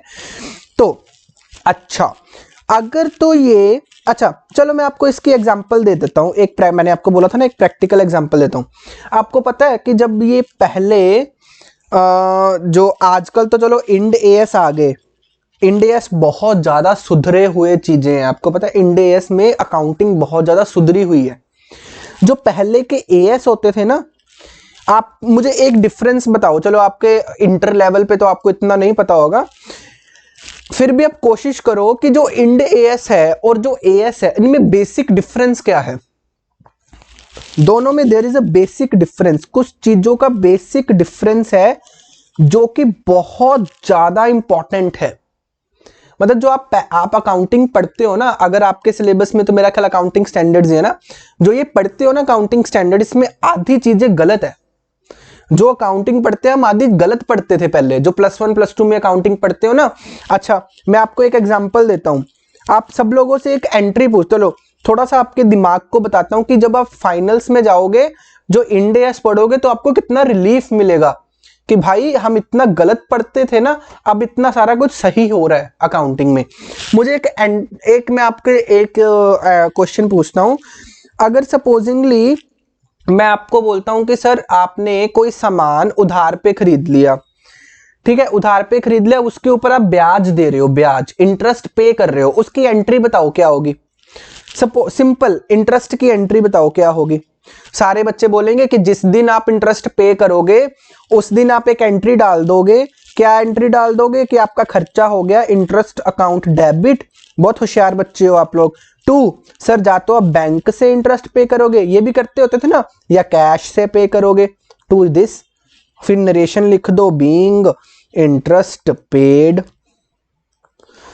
मैं बोलता हूं ये एंट्री गलत है, ऐसा तो होता ही नहीं आजकल। ये हमारे इंड एएस ने हमें बताया कि भाई आप तो गलत पढ़ रहे थे। मतलब क्या गलत क्या पढ़ रहे थे कि आपको पता होगा, चलो मैं आपको अब ये नहीं बताता कि ये गलत क्यों है, मैं आपको सिंपल रीजंस बताता हूं बेसिक डिफरेंस के, क्योंकि ये आपको अभी समझ में नहीं आएगा ये गलत क्यों है। ठीक है, मैं आपको वैसे बता देता हूं, आपको नहीं पता कि हम जो पहले के एएस वगैरह पढ़ते थे ना, उसमें हम एक चीज को बहुत ज्यादा इग्नोर करते थे। वो क्या था? वो था हमारे पास टाइम वैल्यू ऑफ मनी, जो कि प्रेजेंट वैल्यू का कॉन्सेप्ट है, प्रेजेंट वैल्यू। और ये चीज जो हमारी इंड एएस है इसने सुधारी है। इंड एएस में everything is based upon present value concept. अगर आपने कोई चीज प्रेजेंट वैल्यू पे कैलकुलेट कर, सबसे पहले अगर हमने उसकी एंट्री डालनी है तो सबसे पहले उसकी प्रेजेंट वैल्यू निकालो। उसकी प्रेजेंट वैल्यू निकालोगे then only you will be able to book that. तो अब भी अगर चलो आपको आई थिंक पता होगा इंटर लेवल पे भाई प्रेजेंट वैल्यू होती क्या है, मे बी आप लोगों को पता हो। तो चलो हम इसके कॉन्सेप्ट के अंदर नहीं घुसते हैं, तो मैं आपको वैसे बताता हूं कि जो हम पहले पढ़ रहे थे ना, एएस पढ़ रहे थे, तो उसको अगर आप डीपली एनालाइज करोगे ना, तो उसको अगर हम एनालाइज करेंगे, ये कानून ने हमें कंपलसरी तो कर दिए थे, बट अगर किसी चार्टर्ड अकाउंटेंट ने उसको डीपली एनालाइज किया होता, वो हमें आधी इंफॉर्मेशन गलत प्रोवाइड करते हैं। उसको अप्लाई करने से जो हमें इंफॉर्मेशन मिलती थी वो हमें रेलेवेंट रिलायबल इंफॉर्मेशन नहीं मिलती थी। अच्छा हाँ, मैं आपको बताता हूं सर, जो आप पीपीई वगैरह वाले एएस पढ़ते होगे, एएस मुझे इतनी जानकारी अभी नहीं रही, मैं तो इंड एएस पढ़ चुका हूं ना, तो वहां पे एक चीज तो मुझे याद है कि जब हम पढ़ते थे तो वहां पे एक चीज बोला जाता था कि आप लोग क्या करोगे, अगर सपोजिंगली आपने लैंड खरीदी है, लैंड खरीदी थी सर 2009 में, हमने कितने की खरीदी थी? 10 लाख की। आज हम 2019 में खड़े हैं और इस लैंड की मार्केट वैल्यू तो सर 10 करोड़ हो चुकी है, बट हमारी बुक्स में तो ये अभी भी 10 लाख की खड़ी है। अब बताओ, ये हमें एएस बोलता है कि भाई इसको 10 लाख की रहने दो, लैंड के ऊपर डेप्रिसिएशन तो लगती नहीं है, तो ये 10 लाख की खड़ी है तो 10 लाख ही रहने दो। अब मुझे ये बताओ, ये 10 लाख इंफॉर्मेशन जो एएस लगाने से हमें मिल रही है, क्या ये इंफॉर्मेशन रिलायबल है? कोई भी यूजर इसको पढ़ेगा उसके अकॉर्डिंगली तो यही होगा ना कि भाई कंपनी के पास एक लैंड है जो कि 10 लाख की है, बट एक्चुअल में उस लैंड की वैल्यू कितनी है? 10 करोड़। बताओ, अब मुझे बताओ कि ये एएस हमने लगाया था, एएस ने बोला था कि भाई लैंड को रिवैल्यू मत करना, अब एएस ने बोल दिया लैंड को रिवैल्यू मत करना, हमने नहीं करा, तो हमारी जो एएस लगाने से हमारी फाइनेंशियल स्टेटमेंट में जो इंफॉर्मेशन है, क्या वो रिलायबल है, क्या वो रेलेवेंट है? Answer is no. ये तो सबको पता होगा ना, ऐसा होता था। अब हमारे इंड एस ने इन चीजों को चेंज कर दिया, मतलब अभी जो पहले हम करते थे ना, वो सारे के सारे जो हमें अभी पता लग रहा है कि भाई वो तो अनएक्सेप्टेबल थे। ये as is not acceptable, but हम फिर भी ऑडिट कर रहे हैं। क्यों? क्योंकि लॉ ने कंपलसरी कर रखा है कि भाई ये एएस लगना ही लगना है, हर एक कंपनी के ऊपर ये कंपलसरी है। बताओ क्या करें? तो पैराग्राफ 19 अप्लाई करते थे, सारे सारे सारे सीएस पैराग्राफ 19 अप्लाई करते थे। अच्छा, मुझे एक और एग्जांपल बताओ। चलो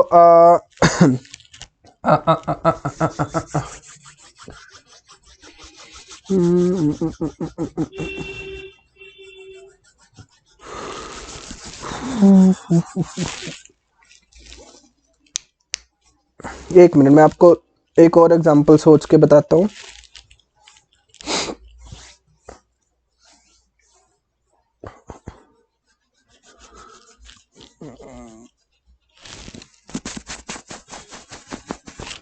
हाँ,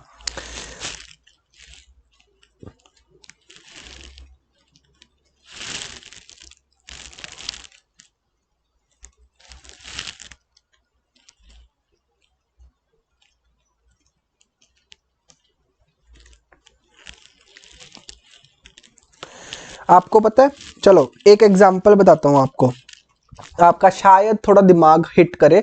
देखो, ये एग्जांपल्स मैं आपको इसलिए बता रहा हूं कि आपको पता चले कि ऐसा होता, पैराग्राफ 19 एप्लीकेबल होता है कई जगह पे। हाँ, आंसर इज यस। तो मैं आपको उसी की एग्जांपल बता रहा हूं, अनएक्सेप्टेबल की, कि FRF is unacceptable to us, but फिर भी हमें ऑडिट करना पड़ रहा है क्योंकि हमारे पास वो कानून ने लिखित में लिख रखा है। ये सारी चीजें अब इंड एस ने सुधार दी, तो हमें पता चल रहा है कि हाँ भाई ये तो अनएक्सेप्टेबल थे, हम तो ऐसे ही ऑडिट करी जा रहे थे, क्योंकि वो तो सर रेलेवेंट ही नहीं है। आप खुद मुझे एक चीज बताना, आपको पता चलेगा कि सर ये रेलेवेंट है या इररेलेवेंट है। सपोजिंगली आपने मिस्टर एक्स है, अब सारे बच्चे जो ये क्लासेस देख रहे हैं ना, ये सारे अकाउंट्स के एक्सपर्ट होंगे, मुझे पक्का पता है। ये वो इस एग्जांपल को समझ लेंगे, ध्यान से समझना। मिस्टर एक्स जो है ये एक बायर है, बायर। मिस्टर वाई जो है एक सेलर है। मिस्टर एक्स ने मिस्टर वाई से एक सामान खरीदा। क्या खरीदा? सपोजिंगली इन्होंने अपनी फैक्ट्री के लिए एक मशीन खरीदी है। कितने रुपए की है जी मशीन? जो मिस्टर वाई है उसके लिए ये मशीन कितने रुपए की है? 10 लाख रुपए। ये 10 लाख रुपए की बेचता है, बट इसने मिस्टर वाई ने 2-3 रेट्स डिसाइड कर रखे हैं। वो क्या है कि अगर तो आप अभी अभी मेरे से मुझे पैसा देते हो और 10 लाख रुपए मशीन ले जाते हो तो 10 लाख रुपए की है। अगर आप मशीन तो अभी ले जाओगे बट मुझे पैसा 1 महीने बाद दोगे, मतलब क्रेडिट परचेजेस भी तो होती है ना, अगर आप मुझे 1 महीने बाद पैसा दोगे तो ये 10,20,000 रुपए की मैं आपको बेचूंगा। ठीक है, और अगर आप यही चीज उसने मतलब ऐसे अपने डिसाइड कर रखा है, अगर आप 6 महीने बाद, मतलब मशीन अभी ले जाओगे बट मुझे 6 महीने बाद पैसे दोगे तो मैं आपसे 11 लाख रुपए की ये मशीन जो है वो लूं। मतलब आज के 6 महीने बाद मैं आपसे कितने रुपए लूंगा? 11 लाख रुपया। अच्छा ठीक है, अब मुझे ये बताओ, आप सब लोग अपना दिमाग लगाओ, सारे स्टूडेंट्स अपना दिमाग लगाएंगे और मुझे ये बताएंगे, मिस्टर जो एक्स है ना, मिस्टर एक्स, मैं आपको एक क्वेश्चन डालता हूं कि मिस्टर एक्स ने परचेज करी है मशीनरी फ्रॉम मिस्टर वाई। ठीक है, और ये उसने कौन सी स्कीम ली है, ये 6 महीने वाली। तो मिस्टर एक्स जो है will pay to mister Y after 6 months कितने रुपए, 11 लाख। अब बताओ, इसकी एंट्री डालनी है बस आंसर में कि जब उसने परचेज करी है ना मशीनरी, तो एसेट की एंट्री डाल दो, एसेट खरीदने की। तो हम क्या करेंगे भाई, एसेट अकाउंट डेबिट, कितने रुपए की खरीदी है, 11 लाख। टू, यहां पे हम क्या करते हैं, मिस्टर वाई 11 लाख। क्या ये एंट्री, आप यही सोचोगे ना कि हमने मिस्टर वाई को अपना क्रेडिटर बना लिया कि हम 6 महीने बाद उसको, अच्छा अब 6 महीने होंगे, ये डेट है सपोजिंगली 1/4 की, और हम क्या करेंगे 1/10 को गए 6 महीने के बाद। तो यहां पे हम क्या करेंगे, मिस्टर वाई अकाउंट डेबिट कर देंगे 11 लाख, टू बैंक कर देंगे 11 लाख। यही करेंगे ना आपके अकॉर्डिंगली, बताओ मुझे। हमारे जो आज तक एएस थे वो तो यही बोल रहे थे ना। ये आपको पता है एंट्री बिल्कुल गलत है, ये एंट्री बिल्कुल गलत है। ये हमें इंड एएस ने अब जाके बताया, क्योंकि ये रेलेवेंट नहीं आपको। ये आप अगर इसको इंटरप्रेट करे, कोई स्टूडेंट इसको इंटरप्रेट करे, तो वो क्या इंटरप्रिटेशन निकाल रहा है कि भाई हमने 11 लाख की एसेट खरीदी। ये तो चलो इंटरप्रिटेशन बिल्कुल ठीक है कि 11 लाख की एसेट खरीदी। इस वाली एंट्री से जो 2 हमने किया मिस्टर वाई को 11 लाख, इससे क्या इंटरप्रिटेशन निकलती है? इससे सर ये इंटरप्रिटेशन निकलती है कि हमने मिस्टर वाई का 11 लाख रुपया देना है। तो सर सही तो निकल रही है? नहीं। अब ये इंटरप्रिटेशन गलत है। क्यों? क्योंकि ये 6 महीने बाद हमने जो पैसा देना है मिस्टर वाई को, उस 11 लाख में आप मुझे ये बताओ, यहां पे टाइम वैल्यू ऑफ मनी का कॉन्सेप्ट नहीं लगेगा? Answer is yes. तो इसका मतलब ये 11 लाख सारा का सारा प्रिंसिपल नहीं है, इसमें कुछ ना कुछ तो सर, कुछ ना कुछ तो ब्याज भी तो होगा ना, इंटरेस्ट फैक्टर भी तो होगा ना। अगर यही मशीनरी हम मिस्टर वाई से आज की डेट में आज ही लेके आज ही पैसे दे देते, वो तो 10 लाख रुपए का था, ठीक है ना। सपोजिंगली अगर आप आज की डेट में कोई लोन लेते हो तो उसके ऊपर आप कितना लोन कितना रुपया लोगे, 10 लाख रुपया, और 6 महीने बाद उसको पे करोगे तो आपको कितना पे करना पड़ेगा, 11 लाख रुपया। वो कैसे? क्योंकि 1 लाख रुपया आपको ब्याज भी तो देना पड़ेगा ना। और अगर आप लोन की एंट्री डालते अपनी बुक्स ऑफ अकाउंट्स में, तो वो क्या डालते, आप तो ये एंट्री डालते bank account debit to loan, और लोन कितने का शो करते, 10 लाख का। फिर आप एक इंटरेस्ट की एंट्री डालते, interest account debit to loan, वो कितने का डालते, 1 लाख 1 लाख। फिर इसको लोन को डेबिट करते, लोन अकाउंट डेबिट टू क्या, बैंक। तो आपने यहां पे क्या कर दिया सर, आपने तो इंटरेस्ट को बुक ही नहीं किया। अच्छा सर, इंटरेस्ट को बुक करना था? नहीं, देखो इंटरेस्ट तो चलो एसेट में इंटरेस्ट तो हमारा एसेट में कन्वर्ट हो गया। तो मेरा सिंपल समझाने का मतलब क्या है कि सर जो हम ऑलरेडी चीजें करते आ रहे हैं उसमें कई चीजें इज नॉट, जो हम ऑलरेडी पढ़ते थे वो चीजें कई इंटरप्रिटेशन हमें गलत प्रोवाइड करती थी। वो इंटरप्रिटेशन हमें आज की डेट में इंडिया वगैरह ने सारी चीजें सही करके बता दी है। तो वो मैं ये बता रहा हूं कि अनएक्सेप्टेबल की डेफिनेशन में आ जाती थी, बट फिर भी हम उसको क्या करते थे, हम उसको ऑडिट को एक्सेप्ट करते थे। चलिए जी, अब बहुत ज्यादा एग्जांपल्स हो चुकी है, अभी हम आगे बढ़ते हैं। अच्छा,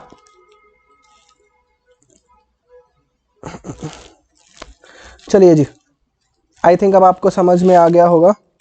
तो एनेक्जर 2 में सॉरी अपेंडिक्स था ये। चलो अब हम अपना आगे बढ़ते हैं।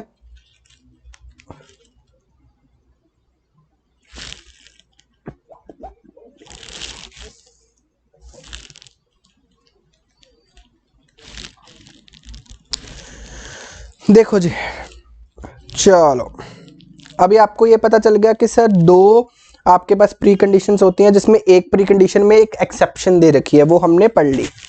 अच्छा, अब एक 7th नंबर पॉइंट देखेंगे। यहां पे क्या लिख रखा है, यहां पे लिखा हुआ है कि सर इफ मैनेजमेंट और TCWG, मैनेजमेंट और TCWG impose a limitation on the scope of the auditor's work in the terms of proposed audit engagement। अच्छा, ये क्या है? सबसे पहले तो टर्म्स बता दें, 7th नंबर पॉइंट बाद में पढ़ते हैं, पहले हम टर्म्स पढ़ लें। अच्छा, अब हमारा जो दूसरा ऑब्जेक्टिव था उसकी तरफ ध्यान दें। फर्स्ट ऑब्जेक्टिव तो हमने कर लिया, फर्स्ट ऑब्जेक्टिव था हमारा प्री कंडीशंस वाला। अब दूसरा ऑब्जेक्टिव क्या था कि आपको ऑडिटर, आपको और जो मैनेजमेंट जिसके बीच में आपका कॉन्ट्रैक्ट होने जा रहा है, ये दोनों के बीच में एक कॉमन अंडरस्टैंडिंग होनी चाहिए रिगार्डिंग टर्म्स।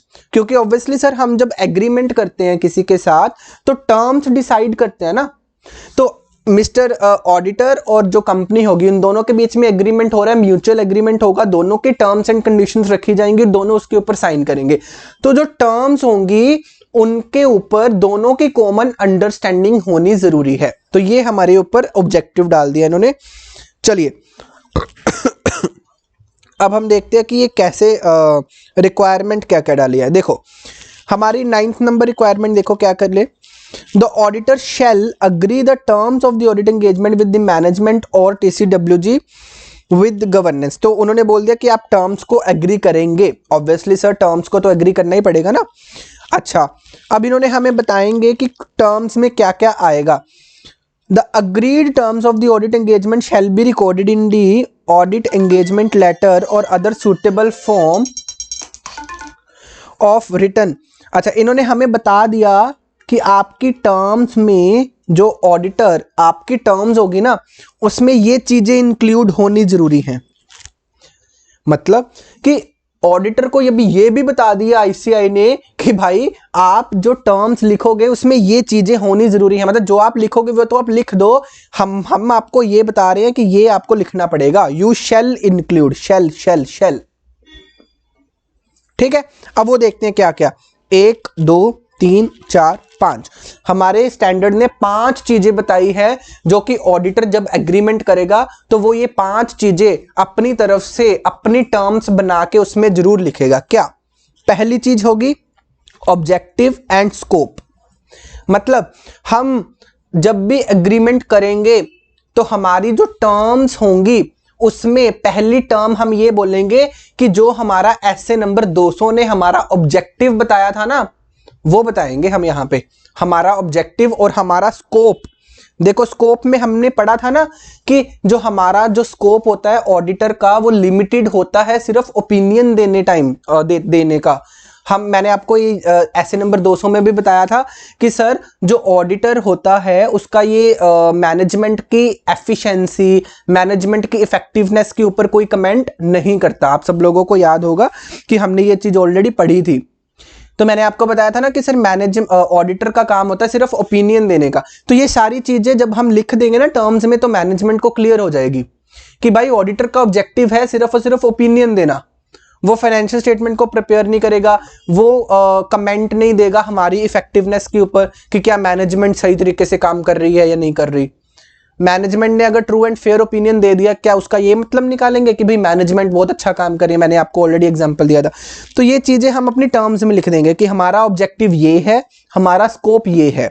अच्छा, रिस्पॉन्सिबिलिटी क्या है ऑडिटर की वो भी हम लिख देंगे कि भाई हमारी रिस्पॉन्सिबिलिटी है ओपिनियन देना, सिर्फ और सिर्फ ओपिनियन देना फाइनेंशियल स्टेटमेंट्स के ऊपर हमारी रिस्पॉन्सिबिलिटी है। हमारी रिस्पॉन्सिबिलिटी फाइनेंशियल स्टेटमेंट्स को प्रिपेयर करने की नहीं है। तो ये हम साफ साफ लिख देंगे।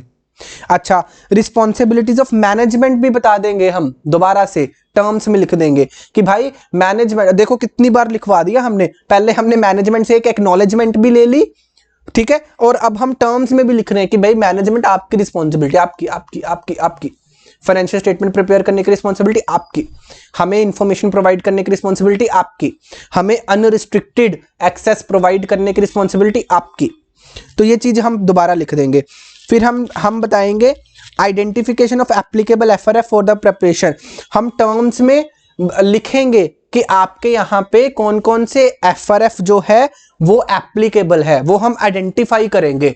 मतलब हम मैनेजमेंट को बिठाएंगे, हम बैठेंगे और यहाँ पे बैठ के डिसाइड लिखेंगे कि आप बताओ, क्योंकि हमें चेक भी तो करना है ना अपनी फाइनेंशियल स्टेटमेंट्स को। जब हम फाइनेंशियल स्टेटमेंट चेक करेंगे तो फाइनेंशियल स्टेटमेंट में मिस स्टेटमेंट कैसे निकलेगी? मिस स्टेटमेंट का मतलब क्या होता है कि जो फाइनेंशियल रिपोर्टिंग फ्रेमवर्क में लिखा गया है, अगर उसमें और जो एक्चुअल में फाइनेंशियल स्टेटमेंट बनी है, उन दोनों में देयर इज अ डिफरेंस। अगर उन दोनों में there is a deviation, then हम बोलेंगे ना मिस स्टेटमेंट है। तो वो ढूंढनी है तो सबसे पहले ये तो पता लगे कि भाई मैनेजमेंट ने कौन कौन से फाइनेंशियल रिपोर्टिंग फ्रेमवर्क लगाए हैं, तो वो हम आइडेंटिफाई करके सबसे पहले नोट कर लेंगे, लिख लेंगे कि भाई मैनेजमेंट बता दो, अभी बता दो कौन कौन से आपने, ये हमारी टर्म्स में इंक्लूड हो गया। फिर हम रेफरेंस देंगे टू द एक्सपेक्टेड। अच्छा, ये क्या है? देखो, आपको मैंने बताया था कि ऑडिटर एक रिपोर्ट देता है, ठीक है। सारे स्टूडेंट्स को पता होगा कि सर ऑडिटर एक रिपोर्ट देता है। अब जो रिपोर्ट ऑडिटर प्रोवाइड करता है ना, उसका एक फॉर्मेट होता है। मैंने आपको ऑलरेडी बता रखा है कि ये स्टैंडर्ड फॉर्मेट होता है। वो फॉर्मेट जो होगा ना, हम उसकी एक रेफरेंस दे देंगे कि जो हमारा रिपोर्ट का जो फॉर्म होगा, फॉर्मेट होगा, वो इस तरीके का होगा, ताकि जो कंपनी है, मैनेजमेंट है, वो उस फॉर्मेट को समझ सके, ठीक है। तो वो फॉर्मेट की एक रेफरेंस दे देंगे हम कि हमारा जो हम रिपोर्ट इशू करेंगे ना फ्यूचर में, तो उस रिपोर्ट का फॉर्मेट इस प्रकार का होगा, ठीक है। तो ये 5 चीजें हम अपनी टर्म्स में इंक्लूड करवा देंगे अभी से, ताकि जो ये चीजें हैं अभी से क्लैरिफाई हो जाए, अंडरस्टैंडिंग हो जाए दोनों तरफ से। अब मैनेजमेंट भी कुछ ना कुछ अपनी टर्म्स रखेगा, वो थोड़ी स्टैंडर्ड में आ जाएंगी ना, वो तो मैनेजमेंट जो रखेगा वो रखेगा। जो हमारे स्टैंडर्ड बोल रहे हैं वो ये बोल रहे हैं कि आपको तो ये 5 चीजें अपनी टर्म्स में रखनी पड़ेंगी, क्योंकि ये बहुत ज्यादा इंपॉर्टेंट है। ये टर्म्स हमारे अगर ये जो 5 टर्म्स है अगर ना हुई हमारी एंगेजमेंट लेटर में, तो इसका मतलब हमने एसए नंबर 210 का वायोलेशन कर दिया, ठीक है जी। तो ये तो बहुत इजी सा था, इतना ज्यादा कुछ टफ था नहीं। अच्छा, अब यहाँ पे हमने बोला ना कि हमने स्कोप पढ़ा, स्कोप कि हमारा जो स्कोप होगा वो क्या होगा, वो हम लिखेंगे, डिसाइड करके लिख देते होते हैं कि भाई हमारा स्कोप ये है। अब सपोजिंगली अब हम ये पढ़ते हैं 7th नंबर पॉइंट। मैनेजमेंट ने क्या किया, हमारे स्कोप के ऊपर लिमिटेशन लगा दी। लिमिटेशन का मतलब क्या है कि हमारा स्कोप जो था ना ऑडिट करने का, सपोजिंगली पहले ज्यादा था कि हमने ये भी कवर करना था, ये भी कवर करना था, हमने P&L भी चेक करनी थी, बैलेंस शीट भी, सारा कुछ। तो मैनेजमेंट ने क्या किया ना, मैनेजमेंट ने बोला, देखो इफ द मैनेजमेंट, इन्होंने लिमिटेशन लगा दी कि भाई आपका स्कोप लिमिटेड कर देते हैं। अच्छा, अगर तो ये स्कोप लिमिटेड मैनेजमेंट ने कर दिया, और मैनेजमेंट ने क्योंकि स्कोप लिमिटेड कर दिया, अब मैनेजमेंट ने स्कोप लिमिटेड कर दिया, बट उस स्कोप को लिमिटेड करने से क्या हो रहा है, हम अपना जो ओपिनियन है वो नहीं दे पा रहे, हम sufficient and appropriate information gather नहीं कर पा रहे, क्योंकि मैनेजमेंट ने रिस्ट्रिक्शन लगा दी।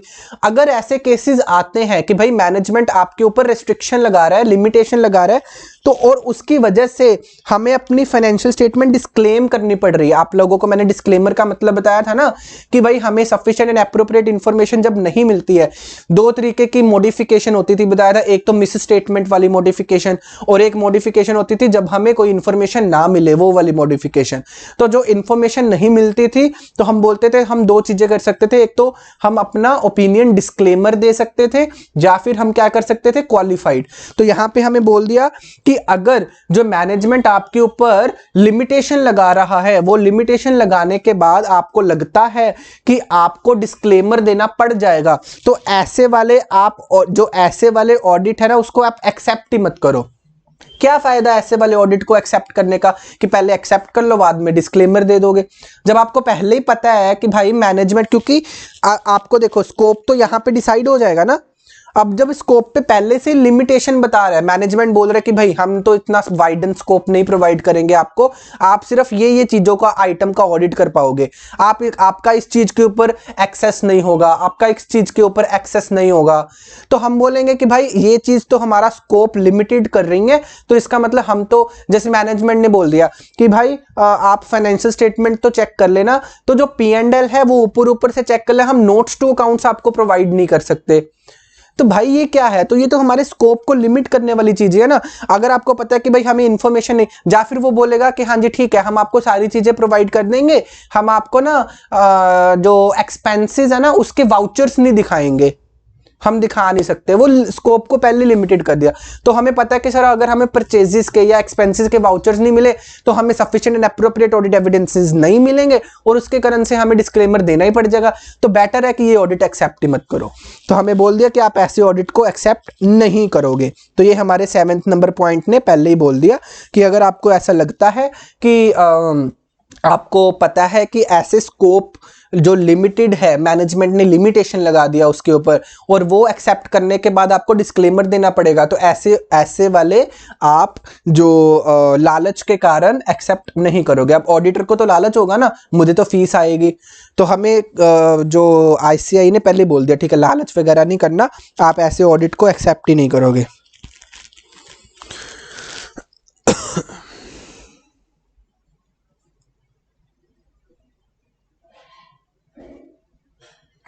अच्छा, अब ये 11th पॉइंट में क्या लिखा है, यहां पे लिखा है कि सपोजिंगली जो कंपनी जो भी एंटिटी है जिसका हम ऑडिट करने जा रहे हैं, अगर उस एंटिटी के कानून में, जैसे अब सपोजिंगली कंपनी है, कंपनीज के लिए कौन सा कानून लगता है, कंपनीज एक्ट।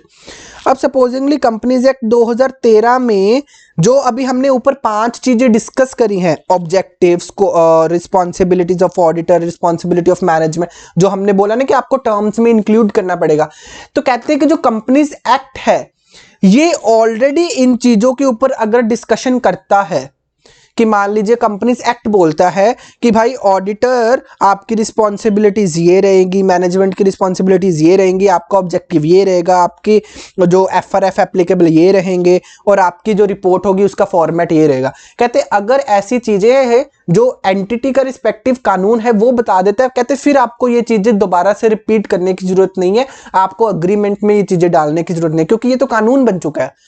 तो कानून, जो चीज ऑलरेडी कानून में है उसको दोबारा आपको अग्रीमेंट में लिखने की जरूरत नहीं है। तो ये हमें 11th नंबर पॉइंट में वही चीज बता रहे हैं कि अगर लॉ रेगुलेशन ने प्रेस्क्राइब कर दिया सफिशिएंटली, अच्छे से सफिशिएंट डिटेल में उन्होंने बता दिया, जो जो टर्म्स हम बोल रहे थे ना, ये टर्म्स उन्होंने ऑलरेडी बता दी हैं, जो पैराग्राफ 10 में हम बात कर रहे थे, ये 5 टर्म्स तो ये ऑलरेडी कानून ने बता दी हैं, देन ऑडिटर आपको जरूरत नहीं है, you need not record them in a written agreement except the fact that such laws regulation applies and the management acknowledges and understand its responsibility।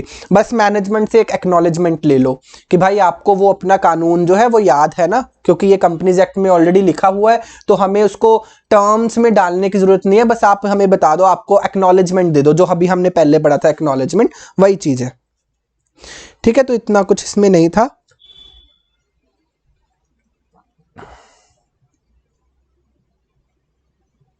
चलिए जी,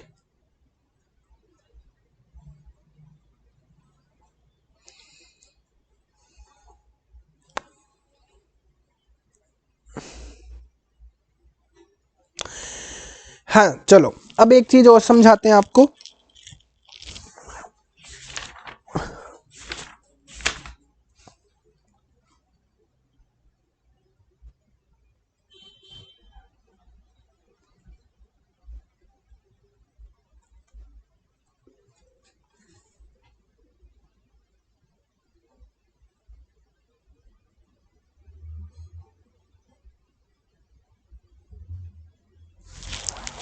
चलिए, अच्छा मैंने आपको ऑलरेडी बताया था कि सर ये जो स्टैंडर्ड है एसए नंबर 210 है, ये सिर्फ और सिर्फ न्यू एंगेजमेंट्स के ऊपर नहीं लगता, ये अगर कोई एंगेजमेंट हम कंटिन्यू कर रहे हैं, कंटिन्यू, तो उसके ऊपर भी ये हमारा स्टैंडर्ड एप्लीकेबल है। चलो जी, अब ये जब हम कंटिन्यू करते हैं, सपोजिंगली हमारा 3rd ईयर है, हम 5 साल के लिए ऑडिटर अपॉइंट हुए हैं किसी कंपनी में, तो हमारा ये 3rd ईयर चल रहा है, तो क्या हमें तब भी कुछ ना कुछ काम करना पड़ता है? Answer is yes. तो हमें एक और काम करना पड़ेगा, 30th नंबर पॉइंट में लिखा गया रेकरिंग ऑडिट्स। रेकरिंग ऑडिट्स का मतलब वही है कि जो ऑडिट कंटिन्यू चल रहा है, अभी ये न्यू ऑडिट नहीं है, कंटिन्यू हो रहा है, कंटिन्यू। ठीक है, जो कंटिन्यू हो रहा है मतलब न्यू एंगेजमेंट नहीं है। ठीक है, तो कहते हैं कि अगर, अब देखो जो टर्म्स होंगी ना, टर्म्स वो तो स्टार्टिंग में हमारे पास एस्टैब्लिश हो जाती है। देखो यहाँ पे इन्होंने लिखा है जो टर्म्स के बारे में, ये हमारे पास स्टार्टिंग में एस्टैब्लिश हो जाती है, हम हर साल उन्हीं के ऊपर साइन करते रहते हैं।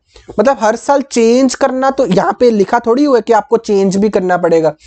तो ये चीज क्योंकि हमने स्टार्टिंग में हमने डिसाइड कर ली एक टर्म, उसको हर साल साइन करते जाएंगे। बट कई बार ऐसा भी तो हो सकता है ना कि ऑडिटर क्या करे, वो ध्यान नहीं दे रहा, बट टर्म्स में कुछ चेंज होना जरूरी है। वही चीज यहाँ पे लिखी गई है कि कहते हैं कि कई बार ऐसा हो सकता है कि आपको चेंज करने की जरूरत पड़ जाए, बट क्योंकि हम तो आपको पता इंडियंस हैं, हमें तो आदत बनी हुई है कि हाँ बस जो चीज ऑलरेडी हो चुकी है उसको बार बार ना देखने की। तो ऐसा ना हो कि ऑडिटर इस चीज को निग्लेक्ट कर दे, उन्होंने इसको रिक्वायरमेंट में डाल दिया कि आपने फर्स्ट ईयर में जो एंगेजमेंट लेटर बनाई थी उसमें जो टर्म्स एंड कंडीशंस लिखी थी उसको आप बार बार साइन नहीं करी जा रहे हो, बस उसको पढ़ नहीं रहे। अब फर्स्ट ईयर हालात कुछ और थे, थर्ड ईयर में ऐसा हो सकता है ना हालात चेंज हो जाए।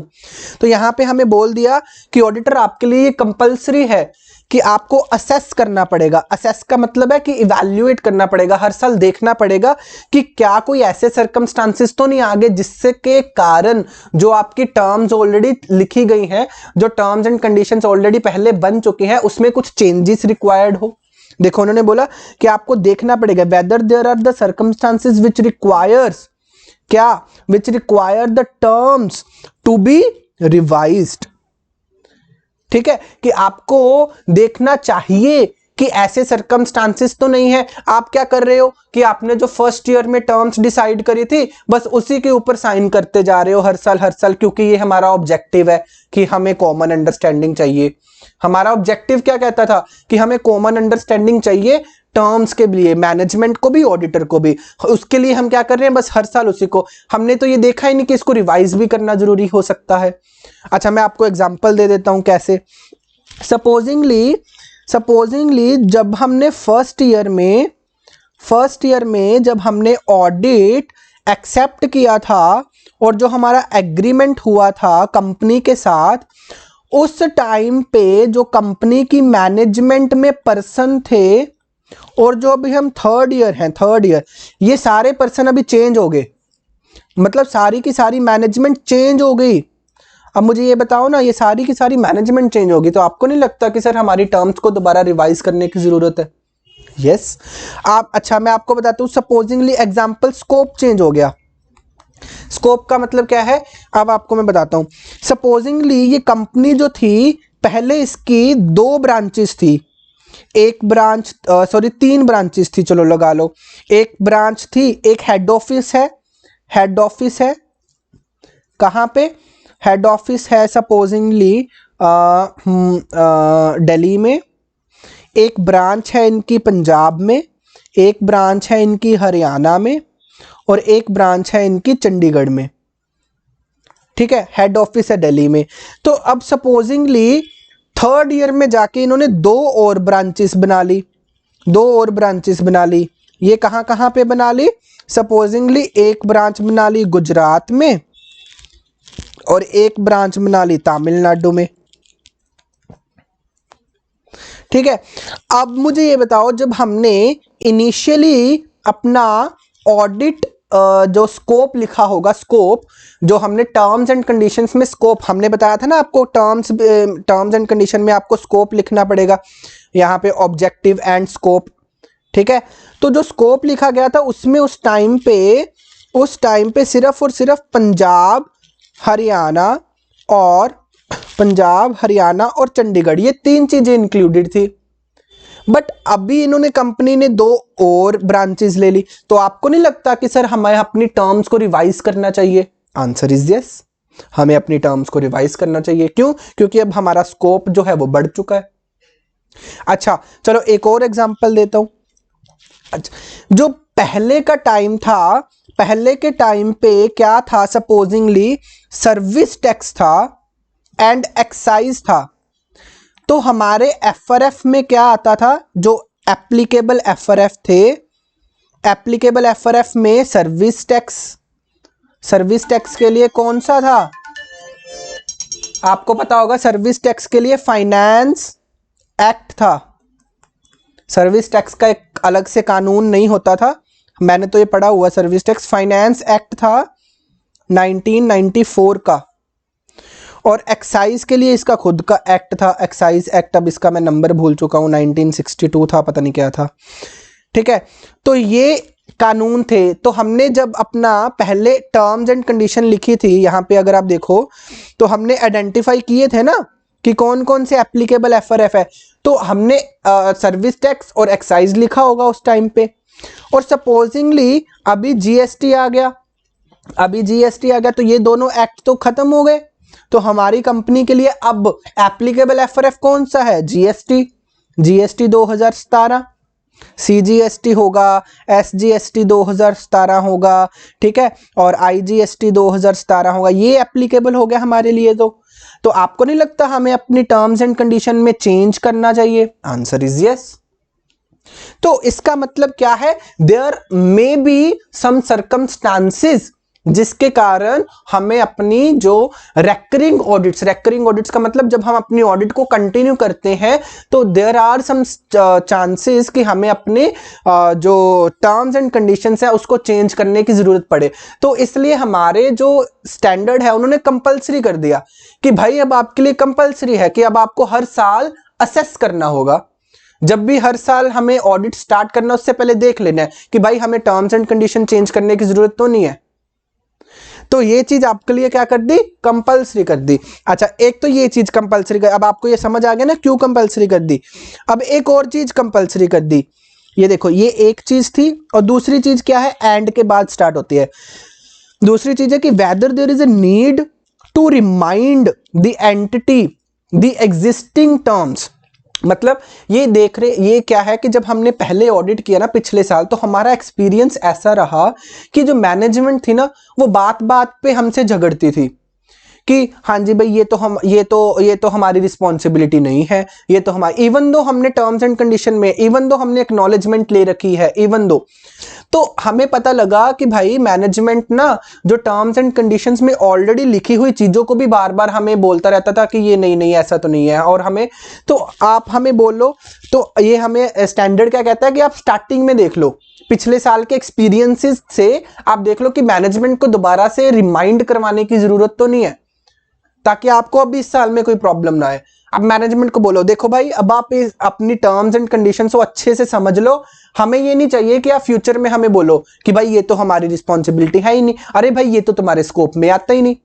हम उसको बोले कि भाई हमने तुम्हारा ये ऑडिट भी करना है, वो बोले भाई आपके स्कोप में तो ये आता ही नहीं, फिर हम बोलेंगे ओहो टर्म्स एंड कंडीशन तो जाके पढ़ लो। और ऐसा होता है बहुत बार, आपको मैं बताता हूं, क्योंकि ना जो टर्म्स एंड कंडीशंस होती है ना वो एग्री हो जाती है, उसको कोई अच्छे से पढ़ता नहीं है।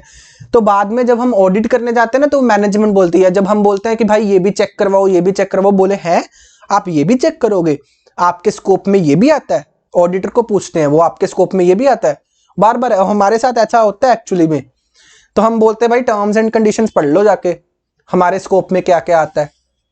तो बेसिकली ये चीजें ना हो तो हम देख लेंगे कि भाई अपने पिछले एक्सपीरियंसेस से देख लेंगे कि क्या मैनेजमेंट को टर्म्स एंड कंडीशन दोबारा रिमाइंड करवाने की जरूरत तो नहीं है।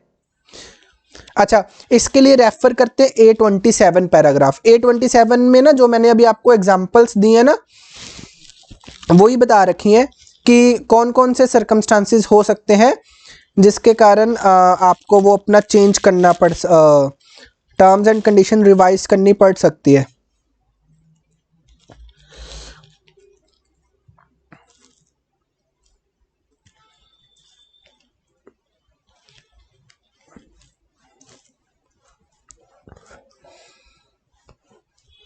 देखो बस ये एक बार आप as an example note just read कर लेना, इसको कोई कंपल्सरीली लर्न करने की जरूरत नहीं है ताकि आपको समझ में आ जाए। देखो जैसे कि मैंने आपको बताया था ना कि सर मैनेजमेंट में चेंज आ गया या फिर सर ऑनरशिप में चेंज आ गया तो भी आपको अपनी टर्म्स एंड कंडीशन चेंज करनी पड़ेगी। हाँ, नेचर या साइज, मैंने आपको ब्रांचेस की एग्जांपल दी थी कि सर ब्रांचेस बढ़ गई। अच्छा, चेंज इन द लीगल और रेगुलेटरी, मैंने आपको जीएसटी वाली एग्जांपल दिया है ना कि सर रिक्वायरमेंट्स में, रेगुलेटरी रिक्वायरमेंट्स या लीगल रिक्वायरमेंट्स में चेंज आ गया है ना। या फाइनेंशियल रिपोर्टिंग फ्रेमवर्क, वही सेम एग्जाम्पल, उसमें चेंज आ गया। या फिर अदर रिपोर्टिंग रिक्वायरमेंट्स में। तो ये सारी एग्जांपल्स मैं आपको ऑलरेडी दे चुका हूँ, जस्ट उसको एक बारी लिखा गया है, मैं वो बस पढ़ा रहा था।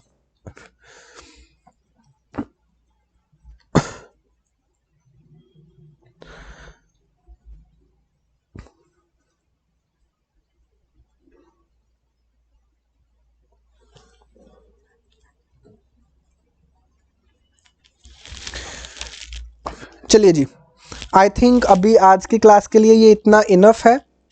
ये अभी हमारा जो इस स्टैंडर्ड में जो इम्पॉर्टेंट पार्ट जो हमारा रहता है वो ये पैराग्राफ है 14 से लेके 18 तक। इसके ऊपर थोड़ा सा टाइम ज़्यादा लग जाएगा, इसलिए मैं अभी इसको टेकअप नहीं करूँगा। बाकी तो हमारा इस स्टैंडर्ड में और ज़्यादा कुछ नहीं रहता है। चलिए अब मैं आपको एक बार फाइनली थोड़ा सा सारी आज की क्लास जो है उसको रिवाइज़ करवा देता हूँ नटशेल में। 5-10 मिनट लगा के हम इसको अच्छे से रिवाइज़ कर लेते हैं ताकि आपको रिवाइज़ करने में कोई दिक्कत ना आए।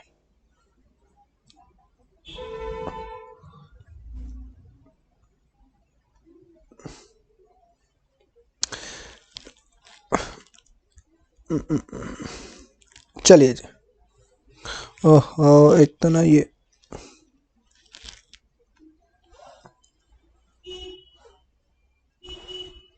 देखिए ऐसे नंबर 210 में हमने क्या किया है, अभी यहीं पे जाते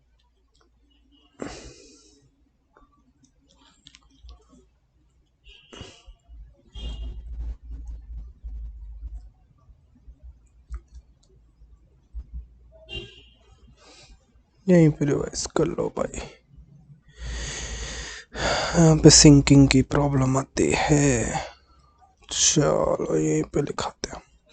देखो ऐसे 210 में हमने क्या किया अभी तक, सर हमने पढ़े थे यहाँ पे 2 ऑब्जेक्टिव। अभी मैं आपको फटाफट से इसको रिवाइज करवा देता हूँ। ऑब्जेक्टिव्स पढ़े थे सर 2। पहला ऑब्जेक्टिव क्या था, दूसरा ऑब्जेक्टिव क्या था। पहला ऑब्जेक्टिव था हमने ये देखना है कि क्या हमारे जो प्री कंडीशंस हैं वो प्रेजेंट है, whether pre conditions are present और नॉट। ठीक है जी, ओके। दूसरी चीज क्या थी, दूसरा ऑब्जेक्टिव क्या था। देखो अब किसी ने चार्ट बनाना हो, अगर आपके मन में हो कि हमने खुद से चार्ट बनाना है, तो आप देखो मैं तो हर एक चीज चार्ट के फॉर्म में रिवाइज करवा देता हूं आपको, तो आप साथ के साथ बना सकते हो। ठीक है, प्री कंडीशंस आर प्रेजेंट और नॉट। और दूसरा ऑब्जेक्टिव क्या था हमारे पास, दूसरा ऑब्जेक्टिव था कॉमन अंडरस्टैंडिंग। हमने एस्टेब्लिश करनी है कॉमन अंडरस्टैंडिंग रिगार्डिंग टर्म्स, किसके बीच में, between management and auditor. Auditor के बीच में टर्म्स जो होंगी उसकी कॉमन अंडरस्टैंडिंग हो, ऑडिटर और मैनेजमेंट के बीच में। अच्छा चलो, अभी जो हमारा पहला ऑब्जेक्टिव था उसको हम कैसे अचीव करते हैं सर, प्री कंडीशंस को 2 चीजें करके। पहली क्या है, हम डिटरमिन करते हैं। डिटरमाइन क्या करते हैं सर, कि वेदर द FRF जो financial reporting framework are acceptable और नॉट। और अगर एक्सेप्टेबल की डेफिनेशन कहाँ लिखी गई है, कैसे पता चलेगा सर एक्सेप्टेबल है, तो यहाँ पे हम छोटा सा एक वो बना लेते हैं। यहाँ पे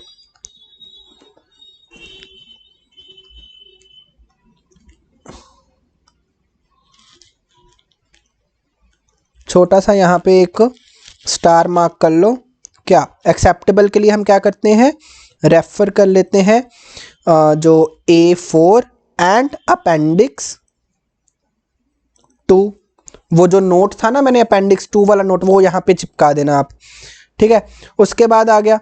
अच्छा अगर यहाँ पे एक हम क्या करते हैं, एक एक्सेप्शन है, यहाँ पे हम नोट करेंगे देयर इज एन एक्सेप्शन। कौन सी एक्सेप्शन है, कि हम वो पैराग्राफ 19 वाली, कि इफ देयर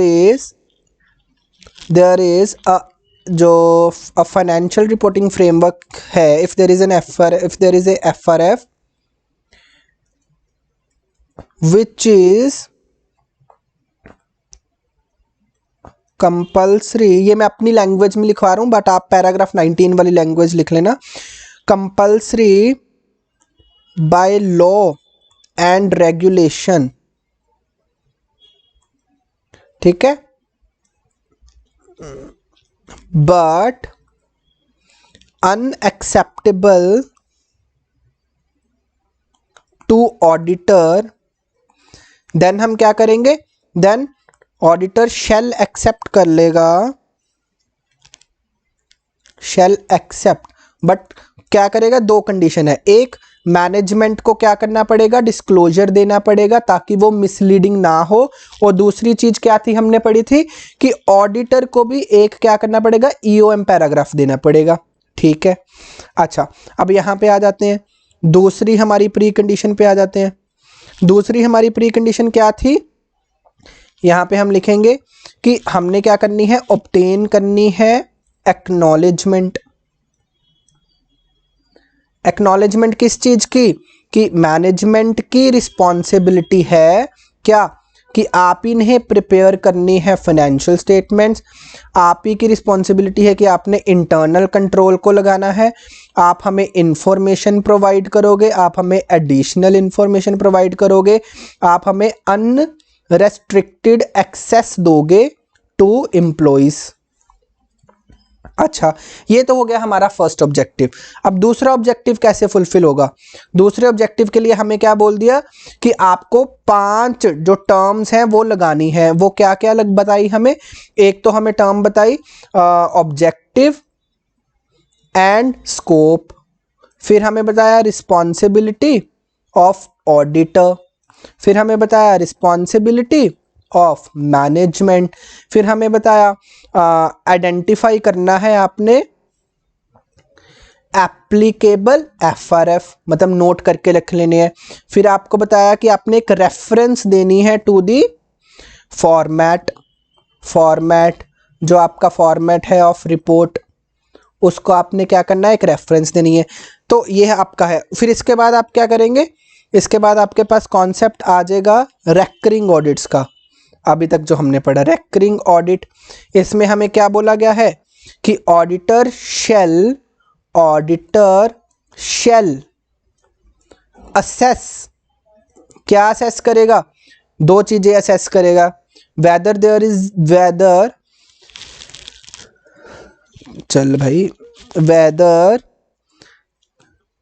circumstances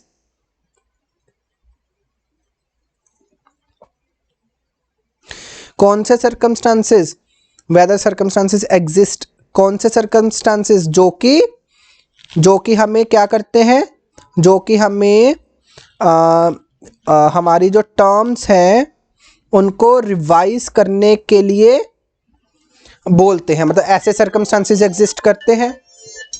और दूसरा हमारे पास क्या था, दूसरा हमारे पास था हमने ये देखना है कि whether there is a need to remind management या टीसीडब्ल्यूजी रिगार्डिंग किस चीज के रिगार्डिंग टर्म्स। तो इतनी चीज हमने आज की क्लास में कंप्लीट करी है हमारे एस्से नंबर 210 की, ये ठीक है जी। तो आई थिंक ये आपको समझ में आ चुका होगा। नेक्स्ट क्लास में हम इसको दोबारा से रिवाइज करेंगे।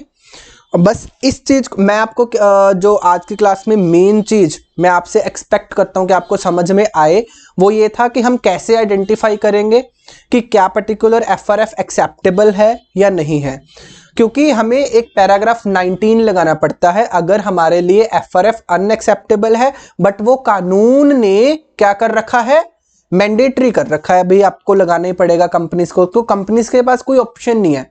और हमें क्यों अनएक्सेप्टेबल लग रहा है, क्योंकि जो इंफॉर्मेशन फाइनेंशियल स्टेटमेंट में वो एफआरएफ लगाने से मिल रही है उसमें कुछ ना कुछ प्रॉब्लम है, या तो वो रेलेवेंट नहीं है, रिलायबल नहीं है, कंप्लीट नहीं है, या फिर न्यूट्रल नहीं है, या फिर अंडरस्टैंडेबल नहीं है।